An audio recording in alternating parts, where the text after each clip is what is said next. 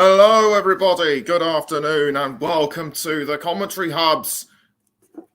Welcome to the Commentary Hub, the home of alternative commentary. And today's first match is Kidderminster Harriers against West Ham United. Kidderminster did the unthinkable and performed a giant killer against Reading in the third round. Can they do the same today against West Ham United of the Premier League? My name is Nicholas Jones. I should be fetching in my co-commentator Mike Harneman anytime soon. And we are live also on the Commentary Hub 2, JDAC Football, JB Sports, Twitch, and Mike Harneman's personal channel. An interesting fact for you before we get into it is that David Moyes, the West Ham manager, he actually played for Preston North End between 93 and 98 and was actually part of the side that lost to Kidderminster in the 93-94 fourth round. So he may well have some pre-match trepidation and nerves. And interestingly, Keith Lowe, who's part of the Kidderminster squad, faced Declan Rice in a League Cup match in 2018 whilst at Macclesfield Town. And the Silkmen lost to West Ham United 8-0. In terms of injury and updates, Ogbonna and Fabianski will not start due to injuries, and Mikhail Antonio also does not feature due to recent international commitments with Jamaica, returning only yesterday morning. As for Kidderminster Harriers, Ethan Fremantle does not feature in today's lineup due to a persistent hamstring injury.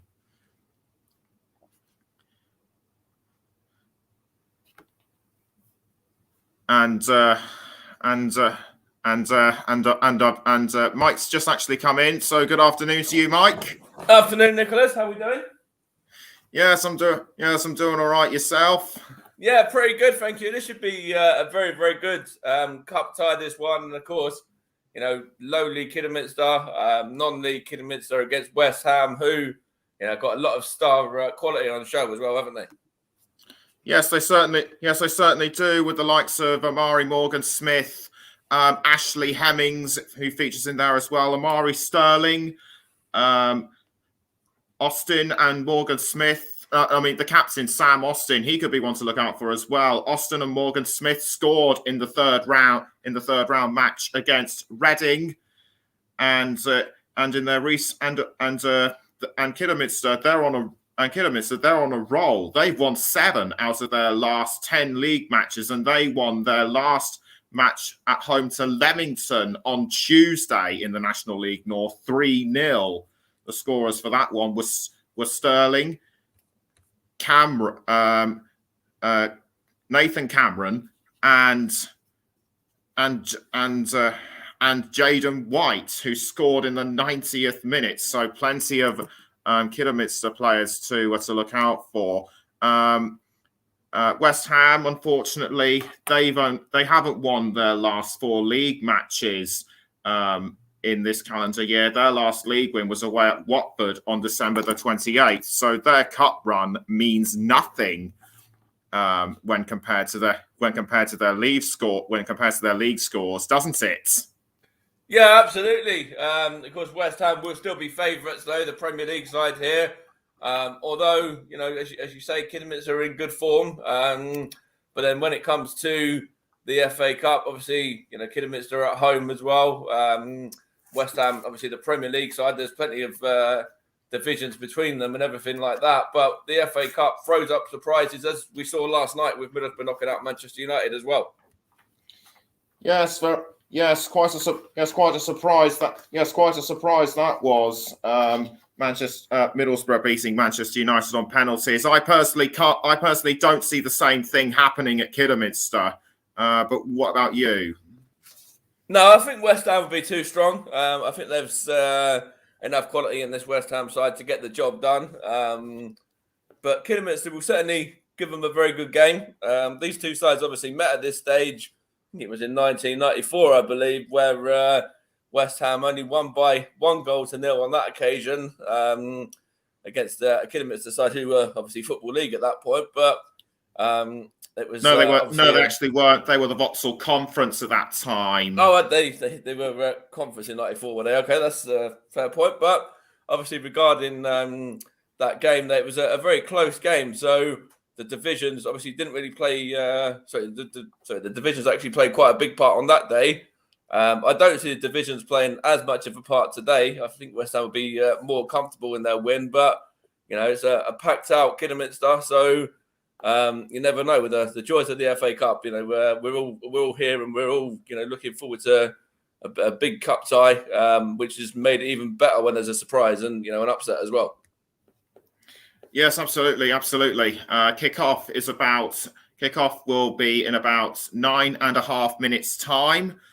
Just going to go through the starting lineups. Just going to go through the current starting lineup for Kidderminster. Harriers will have the West Ham lineup for you very shortly. In goal for Kidderminster is Luke Simpson, number 1. Number 2, Alex Penny. Number 3, Caleb Richards. Number 4, Nathan Cameron. Number 7, the captain, Sam Austin. Number 8, Mark Carrington. Number 9, Amari Morgan-Smith. Number 10, Ashley Hemmings. Number 11, Omari Sterling. Number 16, Geraldo Bajrami. And number 28, Matt Preston. The subs, number 5, Keith Lowe. Number 6, Lewis Montrose. Number 12, Joe Fawkes. Number 15, Kezia Martin. Number 18, Kai Lissimore. Number 19, Jaden White. Number 21, Jamie Emery. Number 25, Luke Bastable. And number 26, Devontae Redmond. So quite a few players. That might as well stand out. Joe Fawkes, the substitute, he is on loan from League One side Walsall, and Devontae Redmond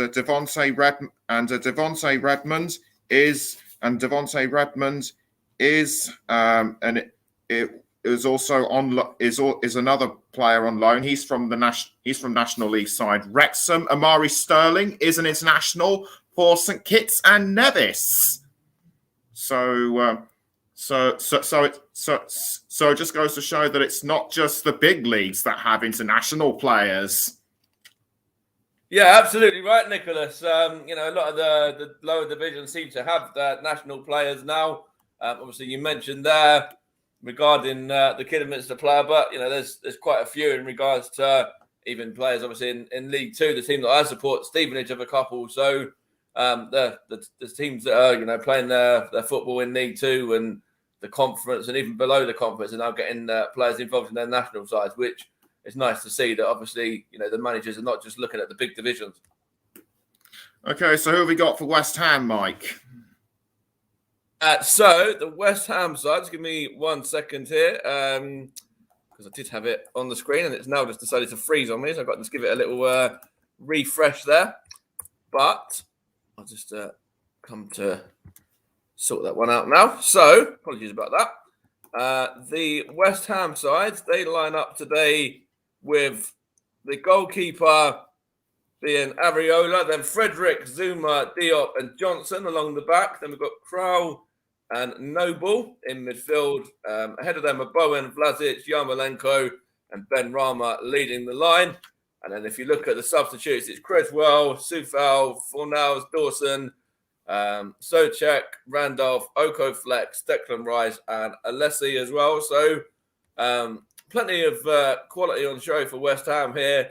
And they're taking it seriously as well, as somebody of West Ham's kind of stature should. And it's nice to see that the Premier League sides here are taking it seriously against the side who are quite a long amount of divisions below them, and obviously not just throwing in all of the kids. So it's nice to see that they've put some senior players on as well.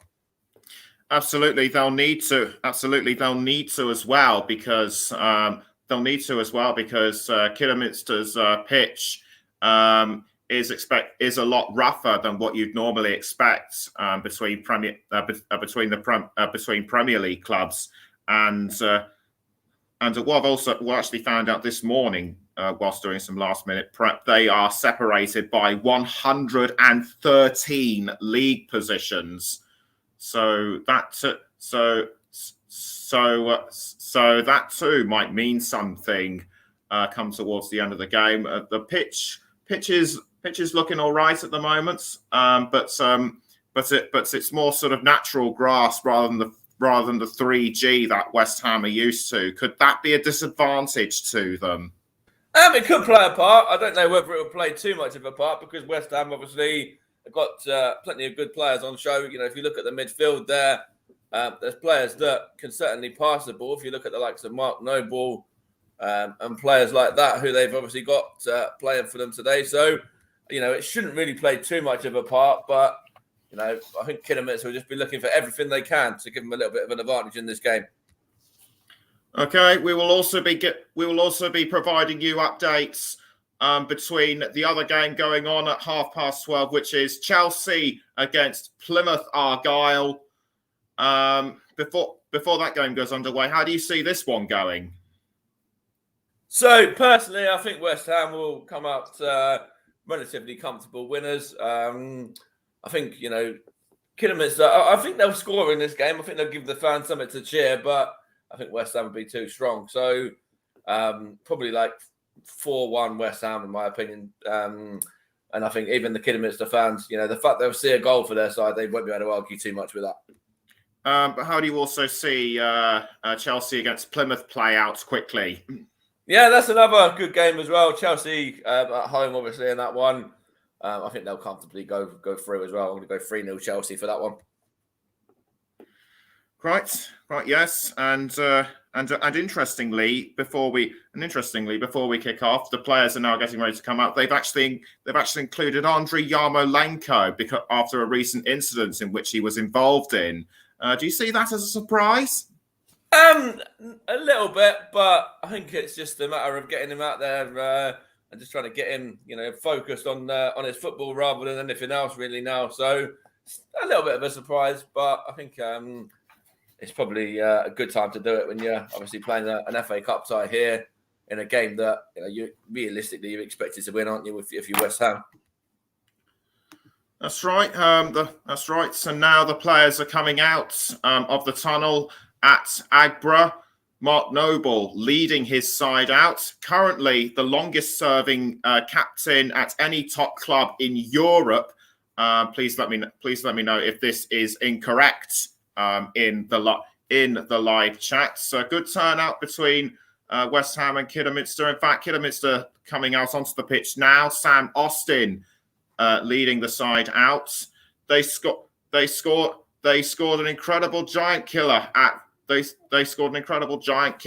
Reading. Can they replicate that today? I personally think that Kidderminster are going to be giving it all they've got. And another thing I should mention is that both clubs' promotion ambitions could not be any more different. Kidderminster vying for promotion in the National League North, and West Ham, they're aiming for a slot in the Europa League group stage. So another reason why those two are complete worlds apart, never mind poles. And David Moyes now coming out onto the pitch, shakes hands with Russ Penn, the Kidderminster Harriers manager. How well do you think Russ Penn has led the Carpetmen throughout this season, given their National League North position? Yeah, you know, it's obviously they've done very well to get to this stage of the FA Cup, and obviously they pulled out a very big game here as well. So, yeah, credit to Russell Penn there for everything that he's done. And this Kidderminster side, obviously the main aim for them in years to come will be obviously to get their position back in the Football League, which will obviously be their main priority, I'm sure, no doubt, after their relegation, and then obviously being relegated again since as well. Yes, absolutely. And just having a look at the formations now. Simpson in goal, then Penny, Cameron, Preston and Richards, the back four. Two midfielders of Carrington and Bajrami. Hemmings, Austin and Sterling make up the forward three. Amari Morgan-Smith is the lone striker. And now we come on to West Ham. Ariel Areola starting in goal, still in place of the injured Lukasz Fabianski. Then it's Frederick, Zuma, Diop, and Johnson. The back four, Mark Noble and Alex Kraus are the two midfielders, and they are backing up Yarmolenko, Ben Rama, and Vlasic. Gerard Bowen is the lone striker. So both sides playing a 4-2-3-1 formation. Who do you think is going to gain? Does this look fairly even to you?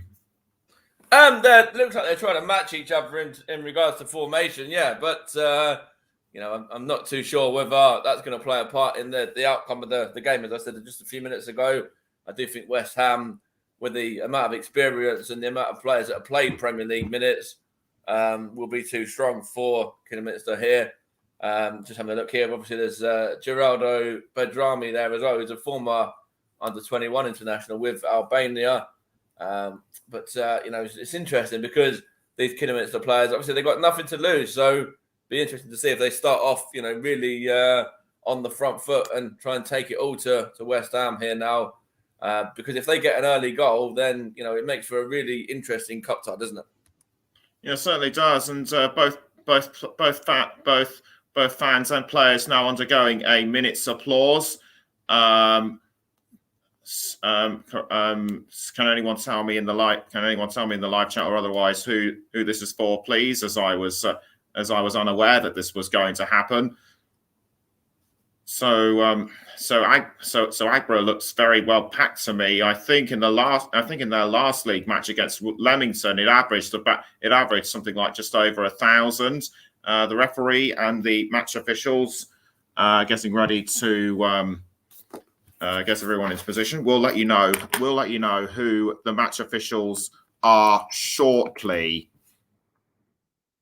And Bajrami, guessing wish the good luck from his team.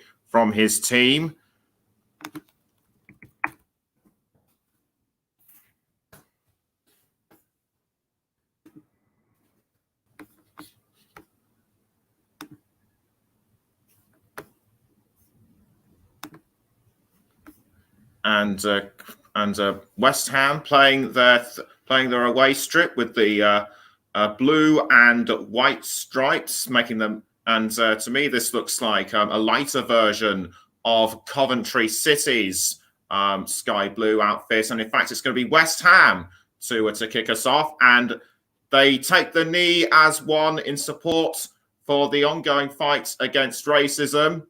I've just got the match officials here for you as well. Referee is Jonathan Moss. He's assisted by Mark Perry and Timothy Wood. And on fourth official duty is Lee Doughty as well. So obviously there's no VAR. The fact it's obviously not being played at a top division ground. And as we say that, we're underway at Agbra. And the ball has gone straight out for a goal kick already. It's happened already, hasn't it? So Luke Simpson to roll the ball out straight away, and as Mike clarified, no VAR, no complicated technology, just what we want. It's just going to come down to proper football, and that's what the fan in all of us wants to see. Oh, 100%. It's nice to have a game without the technology. Sometimes it's needed, but sometimes it's nice to see, just the players on the pitch giving their all. And, obviously there's no VAR, which obviously is the thing that can sometimes take away from the actual enjoyment of the game itself. So nice to see that, it's not always going to be included in the game at every level. That's right. West Ham now currently in possession. That was Issa Diop.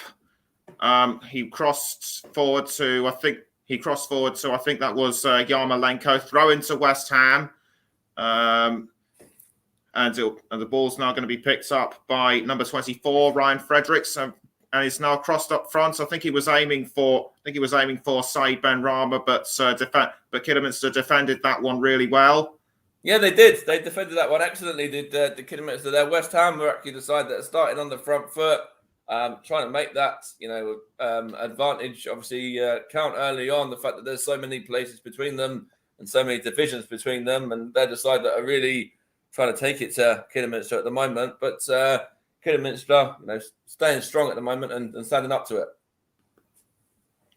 Yes, certainly. And Kidderminster briefly and Morgan Smith briefly took the ball from Alex Crowell, but it looks as though West Ham are still very much on the front foot. They're getting ever closer to the goal, and I think that was Crowell who had it briefly. Now it's back with Ryan Frederick. It was back with Ben Johnson. I do apologise. Johnson passes down towards that looked like Mark Noble. Now it was back with Johnson.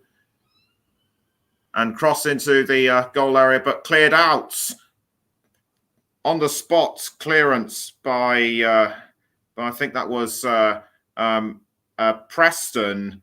Just going back to Ben Johnson there a moment as well. I really like Ben Johnson. Obviously, he's young fullback here for West Ham, and he's one of those players that obviously he's only sort of started to break into this West Ham side in the last sort of year or two. But he's really, coming to the side and he's showing what he's about. He's one of those players that, I think he's got a very big future in the game and will soon be knocking on the door for an England call-up, I'm sure, as well. Could well be. You just never know. As West Ham have had to, as West Ham are now passing backwards and forwards in between the goal. This is Ryan Fredericks. Fredericks crosses upfield and finds Yarmolenko. Yarmolenko to Ben Rama. Ben Rama passes back to Yarmolenko. Yarmolenko trying to look for a way through. Kidderminster trying to intimidate him, but so far it's succeeding in keeping the ball out. It's cleared by Alex Penny. Penny now passes, and it's now gone back towards West Ham. Still 0-0 between them at the minutes after 4 minutes. And after 7 minutes, it is still 0-0 between Chelsea and Plymouth. Meantime, West Ham still have the ball. And now it's back, and now it's with Mark Noble, the captain, Mr. West Ham, the fans call him, given his hundreds of appearances, has been West Ham captain since 2015, and as Mike says, that's West Ham have possibly made the right call by bringing in experienced players rather than the young academy players. No, absolutely. Sorry, just to butt in and cut in there a minute as well. I think that this West Ham side is very, very strong. I was actually quite surprised with how strong David Moyes obviously went for it. With the lineup today. But as you mentioned, I don't know if you've already mentioned it in stream, but obviously you mentioned it sort of away from the actual stream itself, that David Moyes has got his own experiences of being knocked out by Kidderminster Harriers as well. So maybe that's played a part in obviously the fact he wanted to go really strong with his West Ham side to make sure the same thing doesn't happen with one of the sides that he's managing. Corner taken and a recent shot by Ben Johnson, which went over the crossbar. I think that was after 5.5 minutes. I personally think he shot too far away. What do you make of that one, Mike? Yeah, he's getting into good positions, but I just think he's got his shot sort of a little bit wrong there. He was given a sort of bit of a free run at goal, really, by Kidderminster there.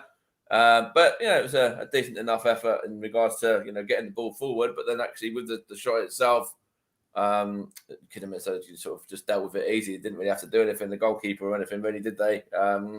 Ben Johnson there, obviously the nephew of Paul Parker as well, former FA Cup winner and Manchester United man.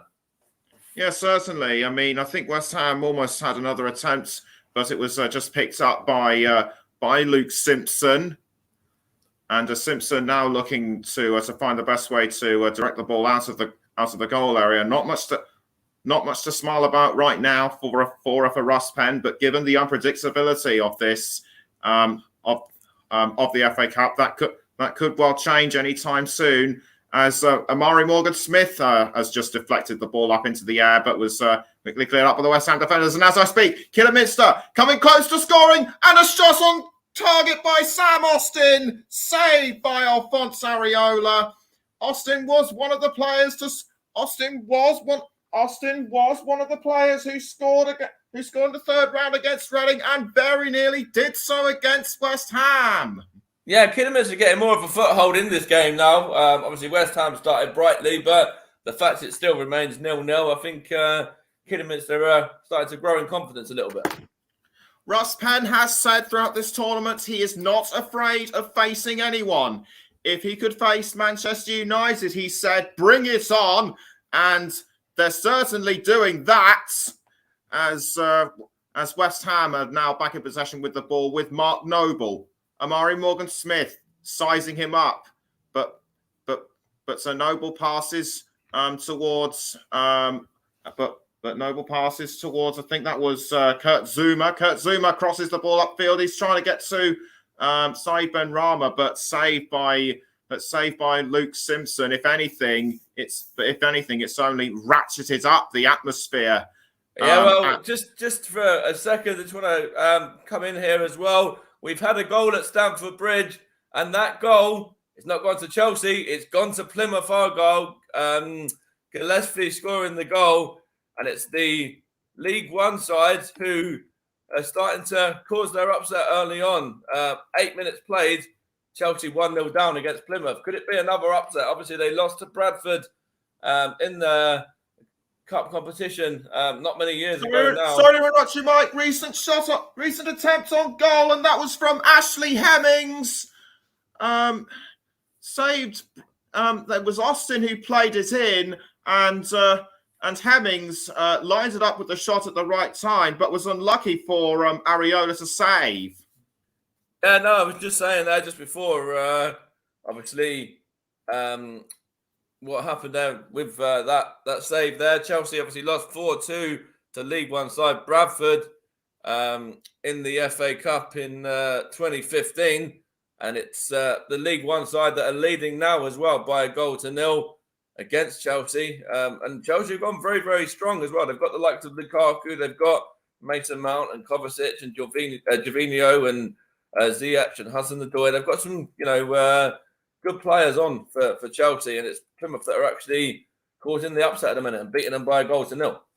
Corner taken by West Ham, and Mark Noble was trying to cross it into the goal area, but blocked very well by the Harriers captain, Sam Austin, and another corner to be taken by West Ham. Mark Noble to take the corner again, straight in towards Ryan Fredericks, but now back towards Noble.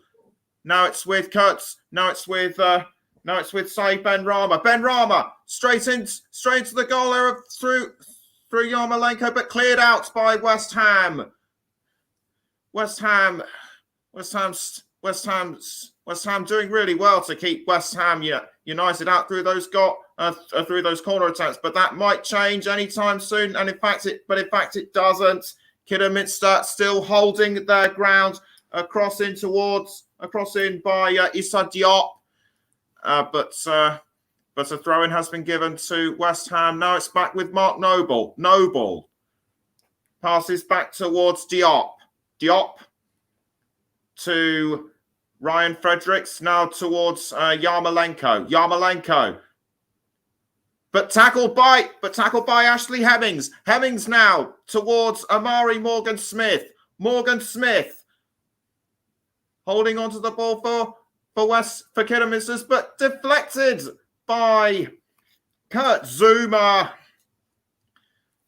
West Ham's defence just as strong as Kidderminster's right now, but what do you think Hemmings could have done differently?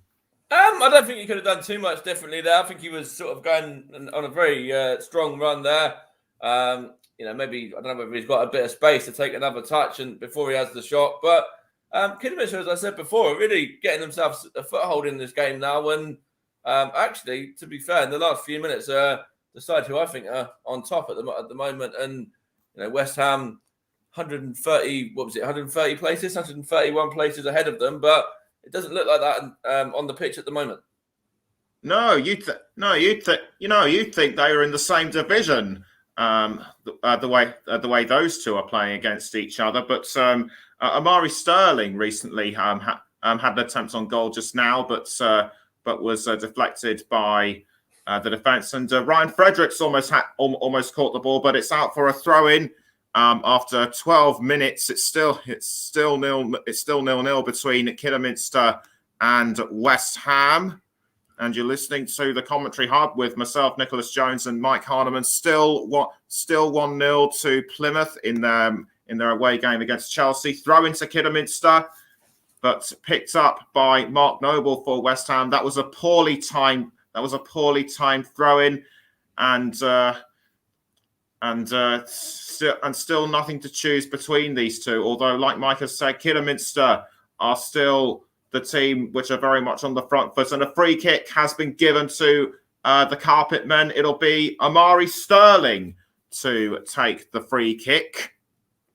Obviously, so they're lining themselves up, and Sterling tries to power it forward, but blocked very well by Nikolaj Vlasic, as Penny now kicks the ball up into the air, and it's picked up by Sterling once more, but West Ham clear it away. I was just going to say, obviously, it's very early days in this game still, and I think Kidderminster really needs to put the ball into the back of the net because, as we said, this West Ham side very experienced with who they decided to put on today, and Kidderminster, as we've just said a minute ago, rightly, would be sort of looking to grab the first goal in this game, and then, seeing what happens and how West Ham can come back. But Kidderminster at the minute looking very, very good, and if they can get the first goal, as I said earlier, it'll be certainly interesting to see what happens from there, and if they can continue on and cause another upset as they did last round. Yeah, here's Sterling now with the ball, but beaten to it by West Ham. Now it's Austin. Austin tries to find Hemmings by crossing into the goal area, but I think Alphonse Areola got a hand to it. I didn't quite see, but it's been cleared away now by West Ham, but headed back by Kidderminster. Now it's Mark Noble for West Ham. Noble crosses up the field, but picks up by Simpson. Jarrod Bowen was a long way from the ball.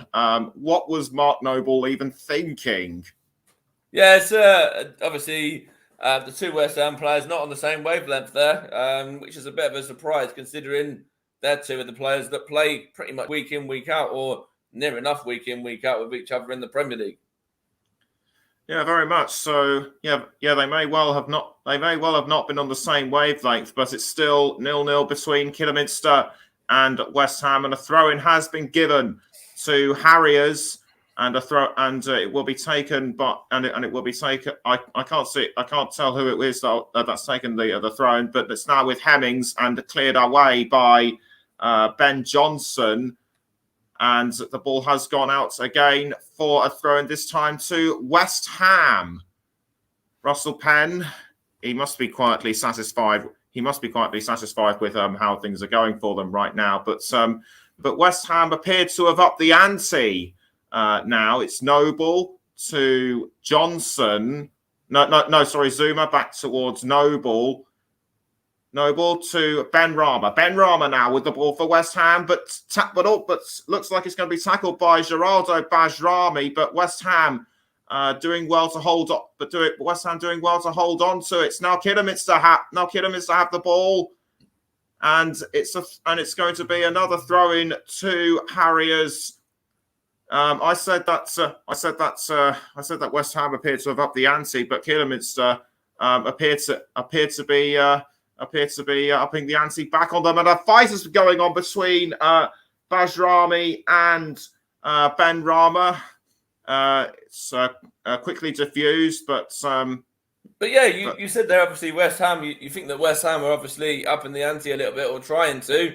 As you just said there, you rightly kind of just said that Kidderminster have said to West Ham, if you can, we'll see what you can throw at us, and we'll give you something back to deal with as well. And they're the side that are really on the front foot, and they're looking good at the minute at Kidderminster as well. It doesn't look like there's that many places between them and that many divisions between them, and that's the magic of the FA Cup. These Kidderminster players are determined to make themselves heroes. Surprise, surprise, Sir Jeff Hurst, who won the cup with Kidderminster in 1964, is present at Agborough as Luke Simpson clears the ball out of the goal area. As now it's with Hemmings for Kidderminster. Still managing to hold on to the ball, but taken away now by West Ham. It's now with Yarmolenko. Yarmolenko passes downfield to Issa Diop. Now it's with Gerard Bowen. Back to Diop. Not for Longo! As he fouls Amari Morgan-Smith. Amari Morgan-Smith has gone down. That was that to me, that looked like an unnecessary foul by Diop. Your thoughts, Mike, please. Yeah, so I'm actually just a little bit ahead of you in regards to the stream as well, but it did look like it was a foul. And yeah, Kidderminster, as we were just saying, really looking like they want to get themselves ahead in this game at the minute. And we'll have to wait and see what happens because they are putting a lot of pressure on this West Ham defence.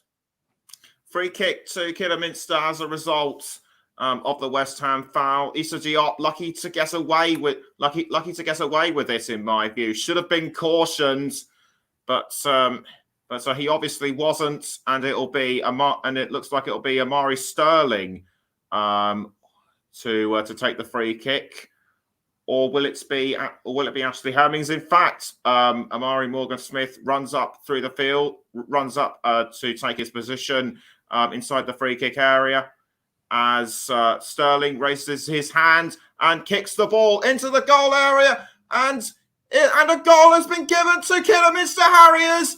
It looked like it was Alex Penny. Indeed, it was. A shock surprise. Kidderminster, the first goal of the game. Just the sort of performance they displayed when they were at Reading. And Alex Penny. That is his 5th goal of the season in all competitions. And that's a great ball in as well from the free kick there. Picks him out perfectly, really. A bit poor goalkeeping from Alphonse Areola. Just kind of, lets the ball kind of slip through his gloves there a little bit, and he just kind of drops the ball there straight down to Alex Penny. But no messing about there for the Kidderminster man. And to be fair, they deserve to be 1-0 up as well. And, you can't argue with that. Even West Ham fans won't be able to argue with that. Kidderminster have been on top in this first 20 minutes or so and deserve to be 1 goal ahead as they are now. And Russ Penn is completely ecstatic, just punching the air as that was a superb opener for the former from Penny, the former Hull City Academy player. He's also played for the likes of Peterborough United and Hamilton Academical, but his non-league experience includes Stourbridge and Nuneaton Borough, and that was in the 19th minute. Sterling tries to find Morgan Smith, but is cut out by Diop, and those two won't leave each other alone. They will now, as Morgan Smith finds Amari Sterling, but quickly saved by Alphonse Areola. Has he wise to them now? Yeah, possibly. Obviously, he just made a mistake for the goal just a moment ago, but he seems to be a bit stronger with his hands and with his goalkeeping that time out. But yeah, Kidderminster fans loving this one right now, and rightly so as well. The manager Russell Penn, when they scored as well, obviously he was loving that one. He was running up and down the touchline. And celebrating. Obviously, you can see the joy on his face. You can see the joy on these Kidderminster fans' face as well right now. For all different ages that they've got in the crowd, packed out Agborough as well, and they're there witnessing a cup upset at the moment with their Kidderminster side doing very, very well to lead this West Ham side by 1-0. If you want to get in touch with us and just give us your thoughts on the game, then do please get in touch with us on Twitter at Commentary Live 1 and also on our Facebook page, facebook.com/The Commentary Hub, as West Ham have been given a throw in as Zuma throws to Mark Noble. I did say I actually didn't know that I saw Kidderminster scoring in this game, Nicholas. So that's something that I've obviously called correctly already in this match. And I didn't see him scoring the first goal, though. Yep, still 1-0 between Chelsea and Plymouth at Stamford Bridge. The Pilgrims still leading the Blues, so it looks like they could be on the way to creating a shock of their own. As it looked like Ben Johnson was closing in on the Kidderminster goal, but Harriers doing really well to defend that one. David Moyes in conversation with the rest of his management, what must be going through his mind as it looks like a corner has been given to I think that I beg your pardon, it is in fact a throw into a Kidderminster, thrown taken by Alex Penny. Morgan Smith and Austin already heroes in Kidderminster. Will Alex Penny be a hero of their own? We shall see, as an indirect free kick has been awarded to Kidderminster. I think Alex Penny, to be fair, will be a hero now, no matter the outcome, for obviously scoring in this game against West Ham. They could go on and, they could end up losing this game. But the fact that they've gone 1-0 up against West Ham here, I think Alex Penny will be certainly getting hero status anyway, no doubt, whatever the result. Yes, certainly. And if Kidderminster, but some people are wanting Kidderminster to do a Lincoln City from a few years ago. If you remember, for fans that remember, Lincoln City made it through to the quarterfinals in 2017. Can Kidderminster do the same with Ashley Hemmings? But quickly blocked by Ryan Fredericks and picked up by Ariola, and I think he might have paid for it by being fouled. I couldn't see who brought him down. It looked like it might have been Mark Noble. I think it was possibly Mark Noble, yeah. But just going on to Lincoln City there, what you were saying a minute ago, obviously they got through to the quarterfinals. Obviously Sutton United were the side who got through as well, sort of pretty much alongside them, and they were there and just went out in the round before the quarterfinals. And that was obviously the year that Arsenal went on to win it by facing both of those two sides and beating them. Yeah, certainly. And now a free kick has been awarded to Kidderminster. Can they convert it into a second goal? Had it not have been for those earlier slip-ups, earlier in the first half, they could well have been 2 or even 3-0 up already. But the Reds have been getting stronger and stronger as Sterling goes for a free kick, but it's deflected. How unlucky could you get? That was a very good effort there from Sterling as well for Kidderminster. As we say, we can't keep praising them enough here at the moment. Kidderminster, they're giving everything they can and everything they've got to this West Ham side, and deserve it 1-0 leaders at the moment. Certainly, and now it's Fredericks with the ball for West Ham, deflected away by Kidderminster. It's now picked up by Sam Austin. Morgan Smith towards, I think that was towards Penny. Now it's cleared up by Caleb Richards. I haven't seen much of him so far in this game. Zuma, the French international, to I think that was Johnson, but we'll have to check on that one. Headed by Mark Carrington to what was aiming for Caleb Richards, but West Ham have now picked it up. His side, Ben Rama towards that was a Jared Bowen towards Ryan Fredericks, and that was a mistimed effort by the Hammers. Just taking a look at that again, Bowen passed to Fredericks, but it was actually cleared by a Kidderminster defender. Yeah, they defended very, very well at Kidderminster as well. West Ham haven't really had much of a sniff yet. I'm looking at some stats here now. They have had more possession. They've had 73% possession to 27 in their favour. But, they're still yet to actually have an attempt on target at the Hammers as well.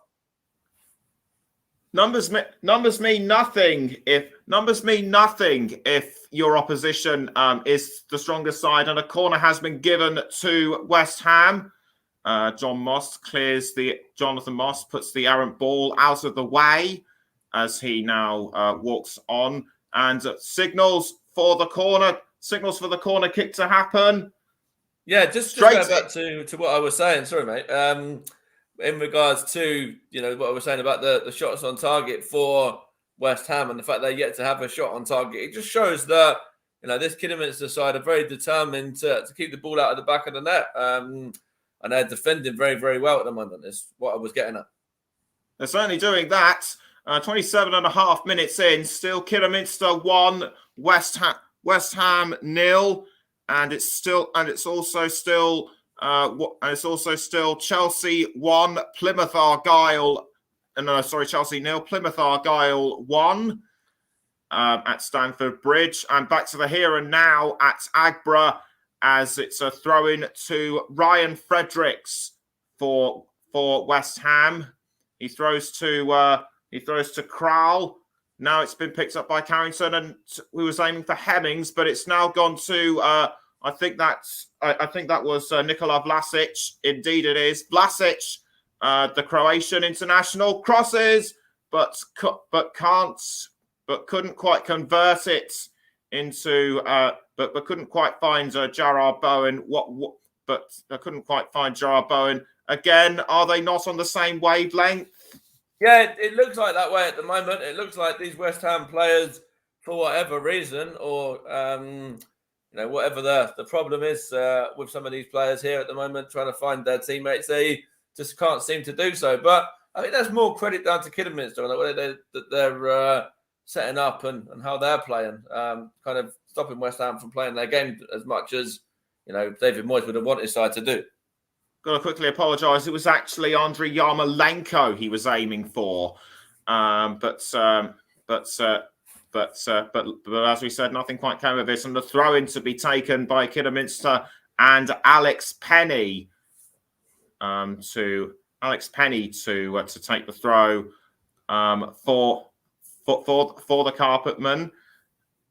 David Moyes, he must be getting the butterflies in his stomach already, as Hemmings throws, was aiming for Morgan Smith. He found him, but the ball went out of play, and it's a throw in to West Ham. And you're listening to the Commentary Hub with myself, Nicholas Jones, and Mike Harneman. You can also hear us on the Commentary Hub too. JDAC Football, JB Sports, Storm FM. We're also live on Twitch. We're also live on our Twitch channel and also Mike Harneman's channel, Miso Harney 1987. Just going back to what you were saying as well about David Moyes just a moment ago. Obviously, we said about he wouldn't want to be knocked out by obviously a lower division side as a player and as a manager, but it's looking like that way at the moment. Certainly is right now, but West Ham appeared to have gained back some momentum. Ben Rama now with the ball. He crosses, tries to find Bowen, I think it was, but Kidderminster holding their ground really well, and it's now with Issa Diop. Issa Diop tried to pick up the ball for West Ham, but Morgan Smith did very well. But Morgan Smith did very well to clear that one. Joined from Toulouse in 2018, did Issa Diop, and featured in West Ham's Europa League campaign as Caleb Richards picks up the ball for West Ham for Kidderminster's throw, which he does, finds Sterling, and it's now with Ryan Fredericks. Fredericks defending it, but not for long. Bajrami has it, but West Ham still managing to keep their possession of the ball. It's now with Ben Rama. Ben Rama holding on really well. Not for long, though. Has been good interception by that Kidderminster player. Couldn't see who it was, but Kidderminster are just running rings round West Ham at this minute. Yeah, absolutely. They really are as well, and very good value for being ahead right now as well. Must actually admit it was actually number 28. Prep. It was actually number 28. Matt Preston. So good. So good bit of defensive work there by Preston, and it's now back with Mark Noble for West Ham. 32 minutes gone. Still Kidderminster 1, West Ham 0, and it's also still 1-0 between Chelsea and Plymouth, with the Pilgrims in front. The 2 upsets on the cards already, Nick. So it's exactly what we want to hear, isn't it? What we want to see. This is completely what we want to hear. I couldn't agree. This is completely what we want to hear. I couldn't agree with you more. We've got more coverage of the FA Cup coming up on the Commentary Hub. At 8 o'clock this evening, Tottenham will host Brighton. John Stoddard, JB, and Luke Turton will be on commentary duty for that one. And on Sunday at 12 p.m, kick-off between Liverpool and Cardiff. Russ Vernon will be on commentary duty for that one. Don't forget, we also have the 5th round draw at the same time. And at 4 o'clock the big match, Sunday, really, isn't it? The Nottingham Forest against Leicester City, with Trevor Sports and Chris Whiteman. You were saying, Mike? No, I was just saying, obviously, that's a big match, isn't it, for Nottingham Forest and Leicester, both for different reasons. Obviously, Nottingham Forest, going to sell out their stadium there, knocked out Arsenal last time out, and for their reward is obviously a home tie against the Leicester City side, who obviously went on and won the tournament last year. That's right. So that's right. And Zuma sends the ball out of off the field, and it's now back in play. Zuma crosses and tries to find Gerard Bowen, but was quickly dealt with by Kidderminster. Simpson now picks up the ball. That was a great bit of work there by Nathan Cameron, who as I mentioned was one of the scorers in Kidderminster's last league game against Leamington. Yeah, Nathan Cameron obviously played his football. He started off at Coventry City as well. The 30-year-old, he was born in Birmingham, so obviously he's got experience of playing at a higher division. It certainly does. Kurt Zuma has international experience with France, by contrast, as do so many West Ham players, such as Alex Kral, the Czech Republic international. It's now with Ryan Fredericks. Ryan Fredericks passes to Issa Diop. Diop now very much passes to Mark Noble. I was just going to say he was when he had his time with the ball, he was very much in control of it. And it's now gone back towards Zuma. Zuma finds, I think that was, and now it's with Johnson. I couldn't see who the player was. Yarmolenko gets a touch to the ball inside, just inside the 6-yard box, but nothing doing. And it's now with Gerard Bowen. Bowen passes back to Mark Noble. Bowen tries to pick it up, but couldn't, courtesy of Amari Sterling. And it's now gone back to Issa Diop for West Ham, and it's now gone to Kurt Zuma. Zuma crosses upfield and tries to get to Nikola Vlasic. Vlasic has the ball, passes to I think that was Johnson. Johnson tries to send it into the goal area, but couldn't, because the Kidderminster defence are getting ever stronger, and we now have just under 10 minutes until half time. Kidderminster defending very, very well there, as well, against this West Ham side. West Ham getting, a little bit more into the game in the last few minutes, kind of trying to get more on the front foot. But Kidderminster are standing up to everything that West Ham can throw at them right now. Certainly are. I mean, they certainly are, and it depends. And it'll be very interesting to see what tactics David Moyes can come up with during the halftime interval. But West Ham are now in possession with the ball, and it's now got, and it was aiming for Gerard Bowen. I couldn't see who it was that was trying to get to him. It might have been Ben Rama, and yes, in fact, it was. And a corner has been given to West Ham. It will be taken by Mark Noble, and Noble runs towards the corner. West Ham have had 5 corners. Kidderminster none.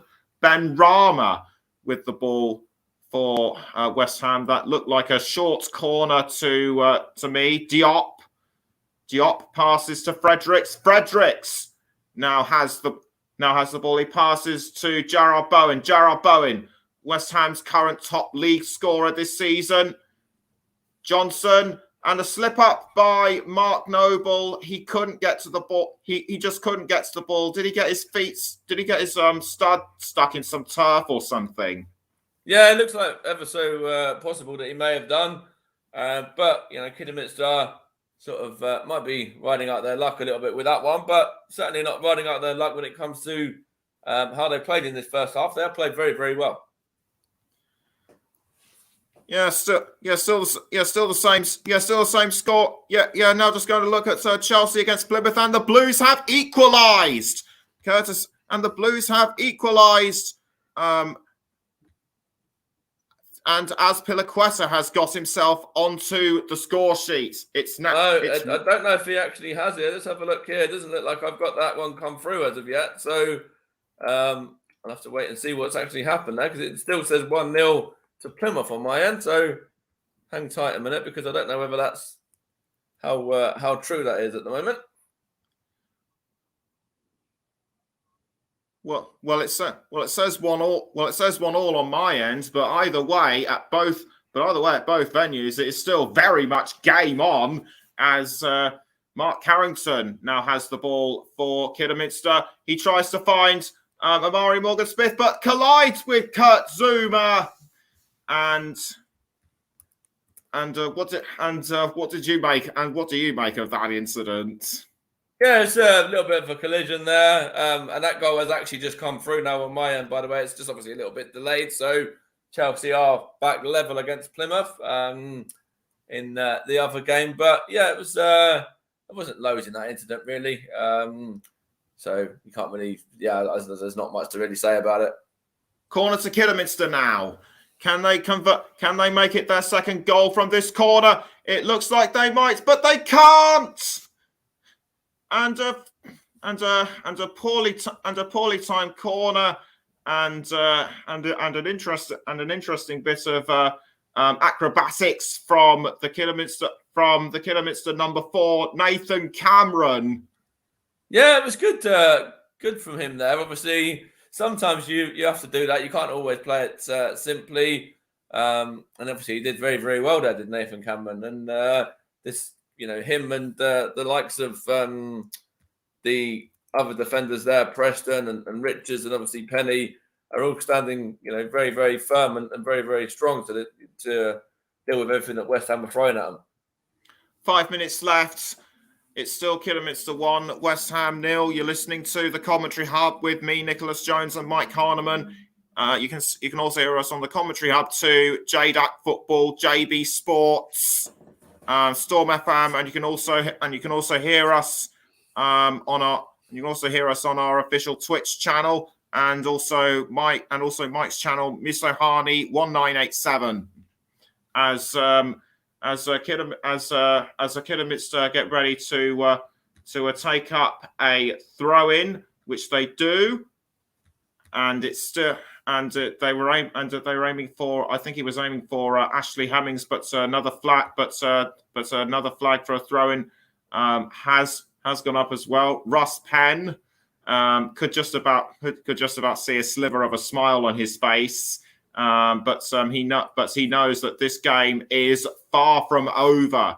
As do we. Areola picks up the ball for West Ham, and he passes up to Issa Diop. Issa Diop. Now with the ball, he passes to Ryan Fredericks. Fredericks now passes to a Kral. Now back to Diop, and now straight to Kurt Zouma. Zouma tries to cross to Johnson, but blocked by Hemmings. As as it's now a forward cross, was aiming for Yarmolenko, but West Ham holding their ground, and in fact, an offside. But Kidderminster holding their ground. Offside flag has gone up.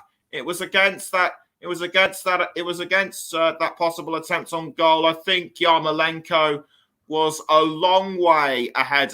Was a long way ahead of the last defender. Your thoughts? Your thoughts on the offside? Yeah, definitely offside for me as well. He was certainly in an offside position there. Once again, very good defending from Kidderminster, who, with every second that passes, are getting ever closer to being 1-0 up at half time. Certainly, yes, as Bajrami had the ball, but dispossessed now by West Ham, and it looked like a foul on Nikola Vlasic. I couldn't see who fouled him. It looked to me like it was Mark Carrington. What do you make of that? Yeah, I think it was a foul there. But these Kidderminster, even the midfielders here, there's a lot of fight, a lot of determination, and they're battling very, very hard here, and very, very well, and kind of not giving West Ham too much on the ball when it comes to time on the ball, and sort of West Ham obviously given an opportunity to get forward. Kidderminster are always dealing with it pretty well at the moment, so they're playing very, very well, playing some good stuff for Kidderminster as well on the other end of things as well, creating chances and things like that too. Free kick quickly taken by West Ham just a moment ago, but West Ham but Kidderminster rising up to the challenge as they continue to hold on possession of the ball. Around a minute and a half until half time. I wouldn't be surprised if they only put up at least a minute or two on. I'd be surprised if it was more, as Areola. Probably a minute or maybe two, but yeah, probably a minute. I don't think there's been too many stoppages in this first half, really. Nothing too serious about this game, and as Chelsea and Plymouth approach half-time, it is still 1-1 at Stamford Bridge, as West Ham now pass to Alex Crowell. Crowell had it briefly. Now it's with Ashley Hemmings. Ashley Hemmings with the ball for West Ham, tries to find Sam Austin, but dispossessed very well by Nikola Vlasic, and now Alex Crowell. Crowell with the ball. And it's now gone to, I think that was Ben Rama. Now back to Crowell. Crowell tries to find Bone in the goal area. And now it's with Ryan Fredericks. Fredericks holding on to the ball, holding off any advances from Kidderminster. Now straight to Mark Noble. Noble does really well to hold on, and it's now gone to, I think that was Ben Rama, and over it goes. It's over the crossbar. Whatever chances West Ham have, they are wasting them. Yeah, that was a very wayward effort there from Ben Rama. Obviously, he's, 30 yards, 35 yards out there, and he just seems to, not really get any direction on that one at all. And that's where Kidderminster are playing so well, kind of, forcing West Ham to have opportunities from long distance like that. Because when they get to the final third, the Kidderminster defence are really standing up to everything West Ham are throwing at them.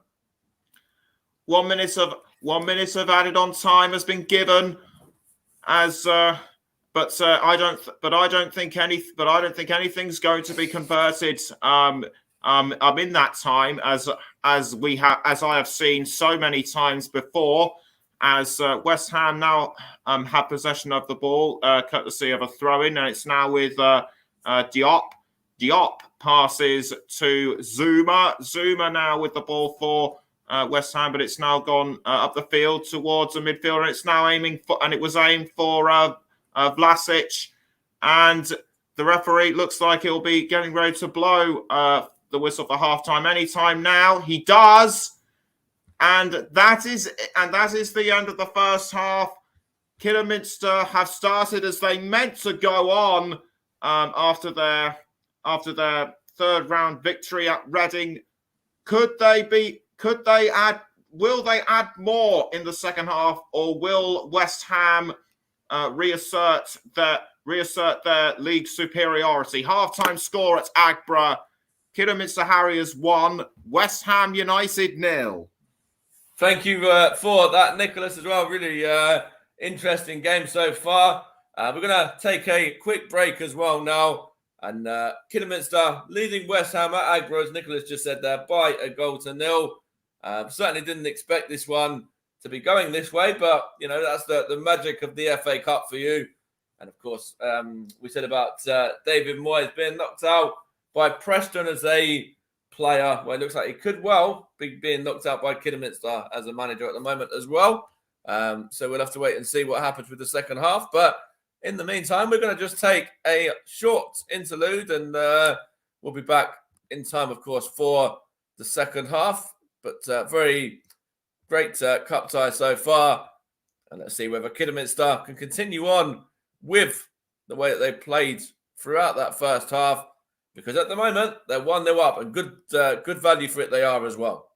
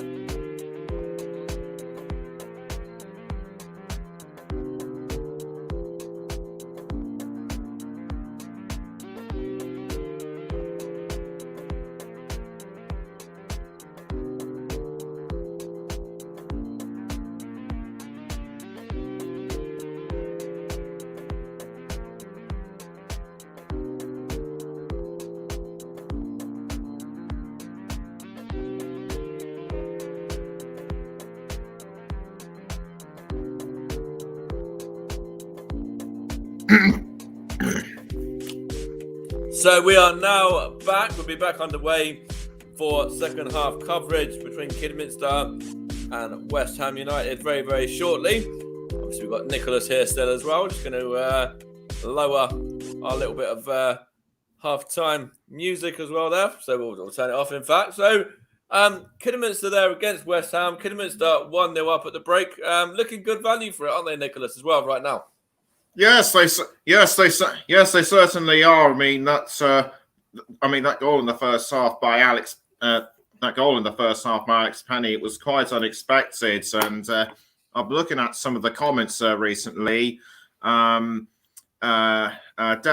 Jones, my father, he says that David Moyes is going to have to give a pretty powerful half-time team talk. I wouldn't be surprised if he does. No, he's going to absolutely have to. Would he even look to go to the substitutes bench? Maybe. Obviously, he's got some players on there that can make a difference. Obviously, Declan Rice being one of those who's on the bench. Just going to look through what other options they've got here in regards to potential substitute options. West Ham as well. They've got a few other options there they could use. Even the likes of Souček as well. That could potentially come on, and also Fornals maybe. Yeah, I would have to go for some of the experienced players on there. I do see a couple of academy players on there. Agi Elise and Armstrong Okoflex. I personally don't think he should bring them on because their lack of experience could be very telling. But so coming back to Kidderminster's, if Russ Penn is to make any halftime substitutes, he can't go wrong. He can't go wrong with the likes of Jaden White and Devon with Jaden White. So I reckon that's having someone like Jaden White would only increase Kidderminster's attacking role, and just going to that as well. I don't think Kidderminster will really be that fussed about making any substitutions at half time unless they've got any injuries. I think they should probably stick with the same 11 that's got them 1-0 up and playing as well as they are right now. I mean, Amari Morgan-Smith, who took that. Amari Morgan-Smith, who took that foul in the first half, he seemed relatively okay throughout it. So I don't think he's going to be replaced. I think he's just going to stay on there. Yeah, he's a very talented player as well. Obviously, it's a surprise that he's obviously at this level of football. For me, there's plenty about Amari Morgan-Smith that he could easily be a striker in the football league. Maybe League One, League Two for me. The way that he's able to get himself and his team goals, and obviously getting other teammates involved, etc. as well. Yeah, certainly. And should he progress even further in the FA Cup, I might just be tempting fate here. But he certainly racked up experience. He's played for the likes of Cheltenham Town, Oldham Athletic, Luton Town, and even won the 2016-17 FA Trophy during his time at York City, who Kidderminster also face regularly in the National League North. I'm glad you mentioned FA trophies, because Kidderminster, of course, got to the first ever trophy final at the new Wembley, where they were 2-0 up, and the fact you've mentioned FA trophies means I can mention that the Stevenage were the team that actually come back from 2-0 down and beat them 3-2 on that occasion. So thanks for that, Nick. You kind of helped me put that one in there. So sorry, Kidderminster fans, but obviously Steve Morrison was the difference on that occasion. Now manager of Cardiff, of course. Passionate Borough fan there. Passionate. Absolutely, absolutely. And you can of course check out his interviews with former Stevenage players on the Storm FM YouTube channel as we get ready for the second half between Kidderminster and West Ham. It is only a couple of minutes away now. As just seeing the highlights here of the first half between Plymouth and Chelsea. Still remains 1-1 at the break, but that's a lovely little back heel or back flake from Cesar Azpilicueta that got Chelsea level. Good bit of play there from Chelsea to get their equaliser, although obviously Plymouth were 1-0 up for a little bit of time in that game, and it looks like West Ham are getting themselves, looks like at least a double sub ready for the second half.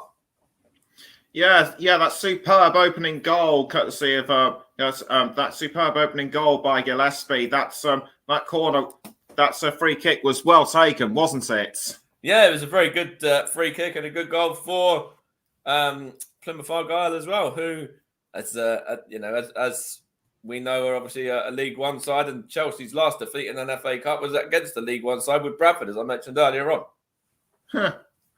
How very ironic should that be? How very ironic should that be repeated? We're now coming up to Azpilicueta's goal now, but in the lead up to it, Plymouth appeared to be defending really well against Chelsea. Yeah, they looked like they had a bit of opportunity there, Chelsea, to try and get themselves level. And obviously, West Ham are going to be looking to do the same here now against Kidderminster in the second half. Just had a look at Cesar Azpilicueta's goal. That was well played by Chelsea. Yeah, it's a lovely little back heel, sort of back flick, wasn't it? It was really nice. Yes, and now back to Agbra for the start of the second half. Craig Dawson looks like he's come on. Looks like he's about to come on as a substitute, as is Declan Rice. Those two very experienced at Premier League level. David Moyes will be hoping he has made the right decision as we approach the start of the second half between Kidderminster Harriers and West Ham United. In fact, Diop has gone off for Dawson and Crowell has gone off for Rice. So a Dawson and Rice coming on as a substitutes. We'll be asking Mike about them momentarily as we prepare for the start of the second half. Kidderminster will be going from right to left this time. I mean left to right, and West Ham right to left. And we are underway for the second half between Kidderminster Harriers and West Ham United. Ball played in early by Kidderminster, and a throw has been taken by Kidderminster. It's now with Sam Austin. Austin now with the ball, heads, tries to find it into the goal, but headed away by Kurt Zuma. I was just going to ask Mike, Dawson and Rice on the pitch as substitutes. Is that a good decision? I think it is, personally. I think obviously Declan Rice, very experienced, had a exceptional Euros, didn't he, with England, when of course England got through to the final and were beaten by Italy. Obviously, really talented player. Obviously, vice captain at West Ham as well. And obviously, we know Dawson's very experienced as well. So I think it's a good call from David Moyes to put those two on, yeah. Thank you very much. Thank you very much, Mike. As Amari Morgan-Smith sends the ball out for a West Ham throw. It looks as though Kidderminster have started the second half the way they started the first, the more aggressive, as Amari Morgan-Smith has the ball for the Reds, and it's now gone to, I think that I couldn't see who it was, but West Ham now have it back, and a foul has been going on. It's taken out a West Ham player and two Kidderminster players. I couldn't see who they were in total. I think Amari Sterling was involved. We'll just have to check. But what do you think happened? Yeah, it was just a bit of a collision. Really, there's nothing really, in it in regards to more than just a free kick. No yellows or anything like that. Needs to be brandished with that one. And I think I actually just missed it. And a small attempt on goal by Ashley Hemmings just went past the post there. Yeah, it was a good effort from Ashley Hemmings. It's long distance. He's quite a bit of a way out, but why not? Obviously you're playing against a Premier League side here in West Ham. You want to become a hero. Imagine if you did it from that kind of range. That would make it even more special, wouldn't it? Yeah, it certainly would have been. But as it stands at the moment, Kidderminster lead West Ham by 1-0. And you're listening to the Commentary Hub with me, Nicholas Jones, and Mike Harneman, as Ben Johnson now pass is back to Kurt Zuma. You can hear us on the commentary hub too. JDAC Football, JB Sports, Storm FM, the commentary hub too, and also on our Twitch channel, and also on Mike's Twitch channel as well. As Alex Penny was involved in an incident with Ben Johnson, I think it was. You can also get in touch with us on Twitter at the Commentary Live One, capital C for Commentary, capital L Live number 1, and also on Facebook at facebook.com/the Commentary Hub, as Luke Simpson clears the ball out of the goal. It's our Facebook is facebook.com/the capital T, the capital C Commentary, and the capital C and the capital H for Hub, all one word. As a West Ham player appears to have been brought down. It was Yarmolenko, but he appears to be all right. That's good. That's good to see. As Mark Noble has, or is he? Yarmolenko seems to be stretching himself out a bit there. I don't think there's really anything there that's too wrong with the West Ham man. I think he'll be okay to carry on. Yeah. I was slightly concerned for a moment there as Vlasic passes to Ben Rama. Ben Rama going for goal, but deflected really well by Alex Penny, although Kidderminster aren't out of the woods yet. Here's Declan Rice with his first touch of the ball. Rice now passes to Mark Noble. Noble finds, I think that's Johnson, but and he's trying to go around Caleb Richards, but crossed into the goal area and deflected out by Kidderminster, and it's now with their captain, Sam Austin, who passes to Ashley Hemmings. Hemmings passes down to Nathan Cameron. Cameron now passes to somebody else, and it's now gone to Amari Morgan-Smith, who's been clipped by Craig Dawson. He looks momentarily stunned, but what do you make of it? Yeah, again, good build-up play from Kidderminster Harriers there, and West Ham, obviously having to make the foul really to stop Kidderminster from getting into an even more dangerous position. So credit to Kidderminster for the way that they've come out in the second half as well. West Ham obviously have made the subs, but Kidderminster, are doing everything that they can still to keep this game at 1-0 and. Allowing West Ham to have a bit of possession at times as well, but sort of saying to West Ham, we're 1-0 up at the moment, and we beat obviously a higher division team last time out in Reading. We can obviously potentially do it and maybe do it again here as well.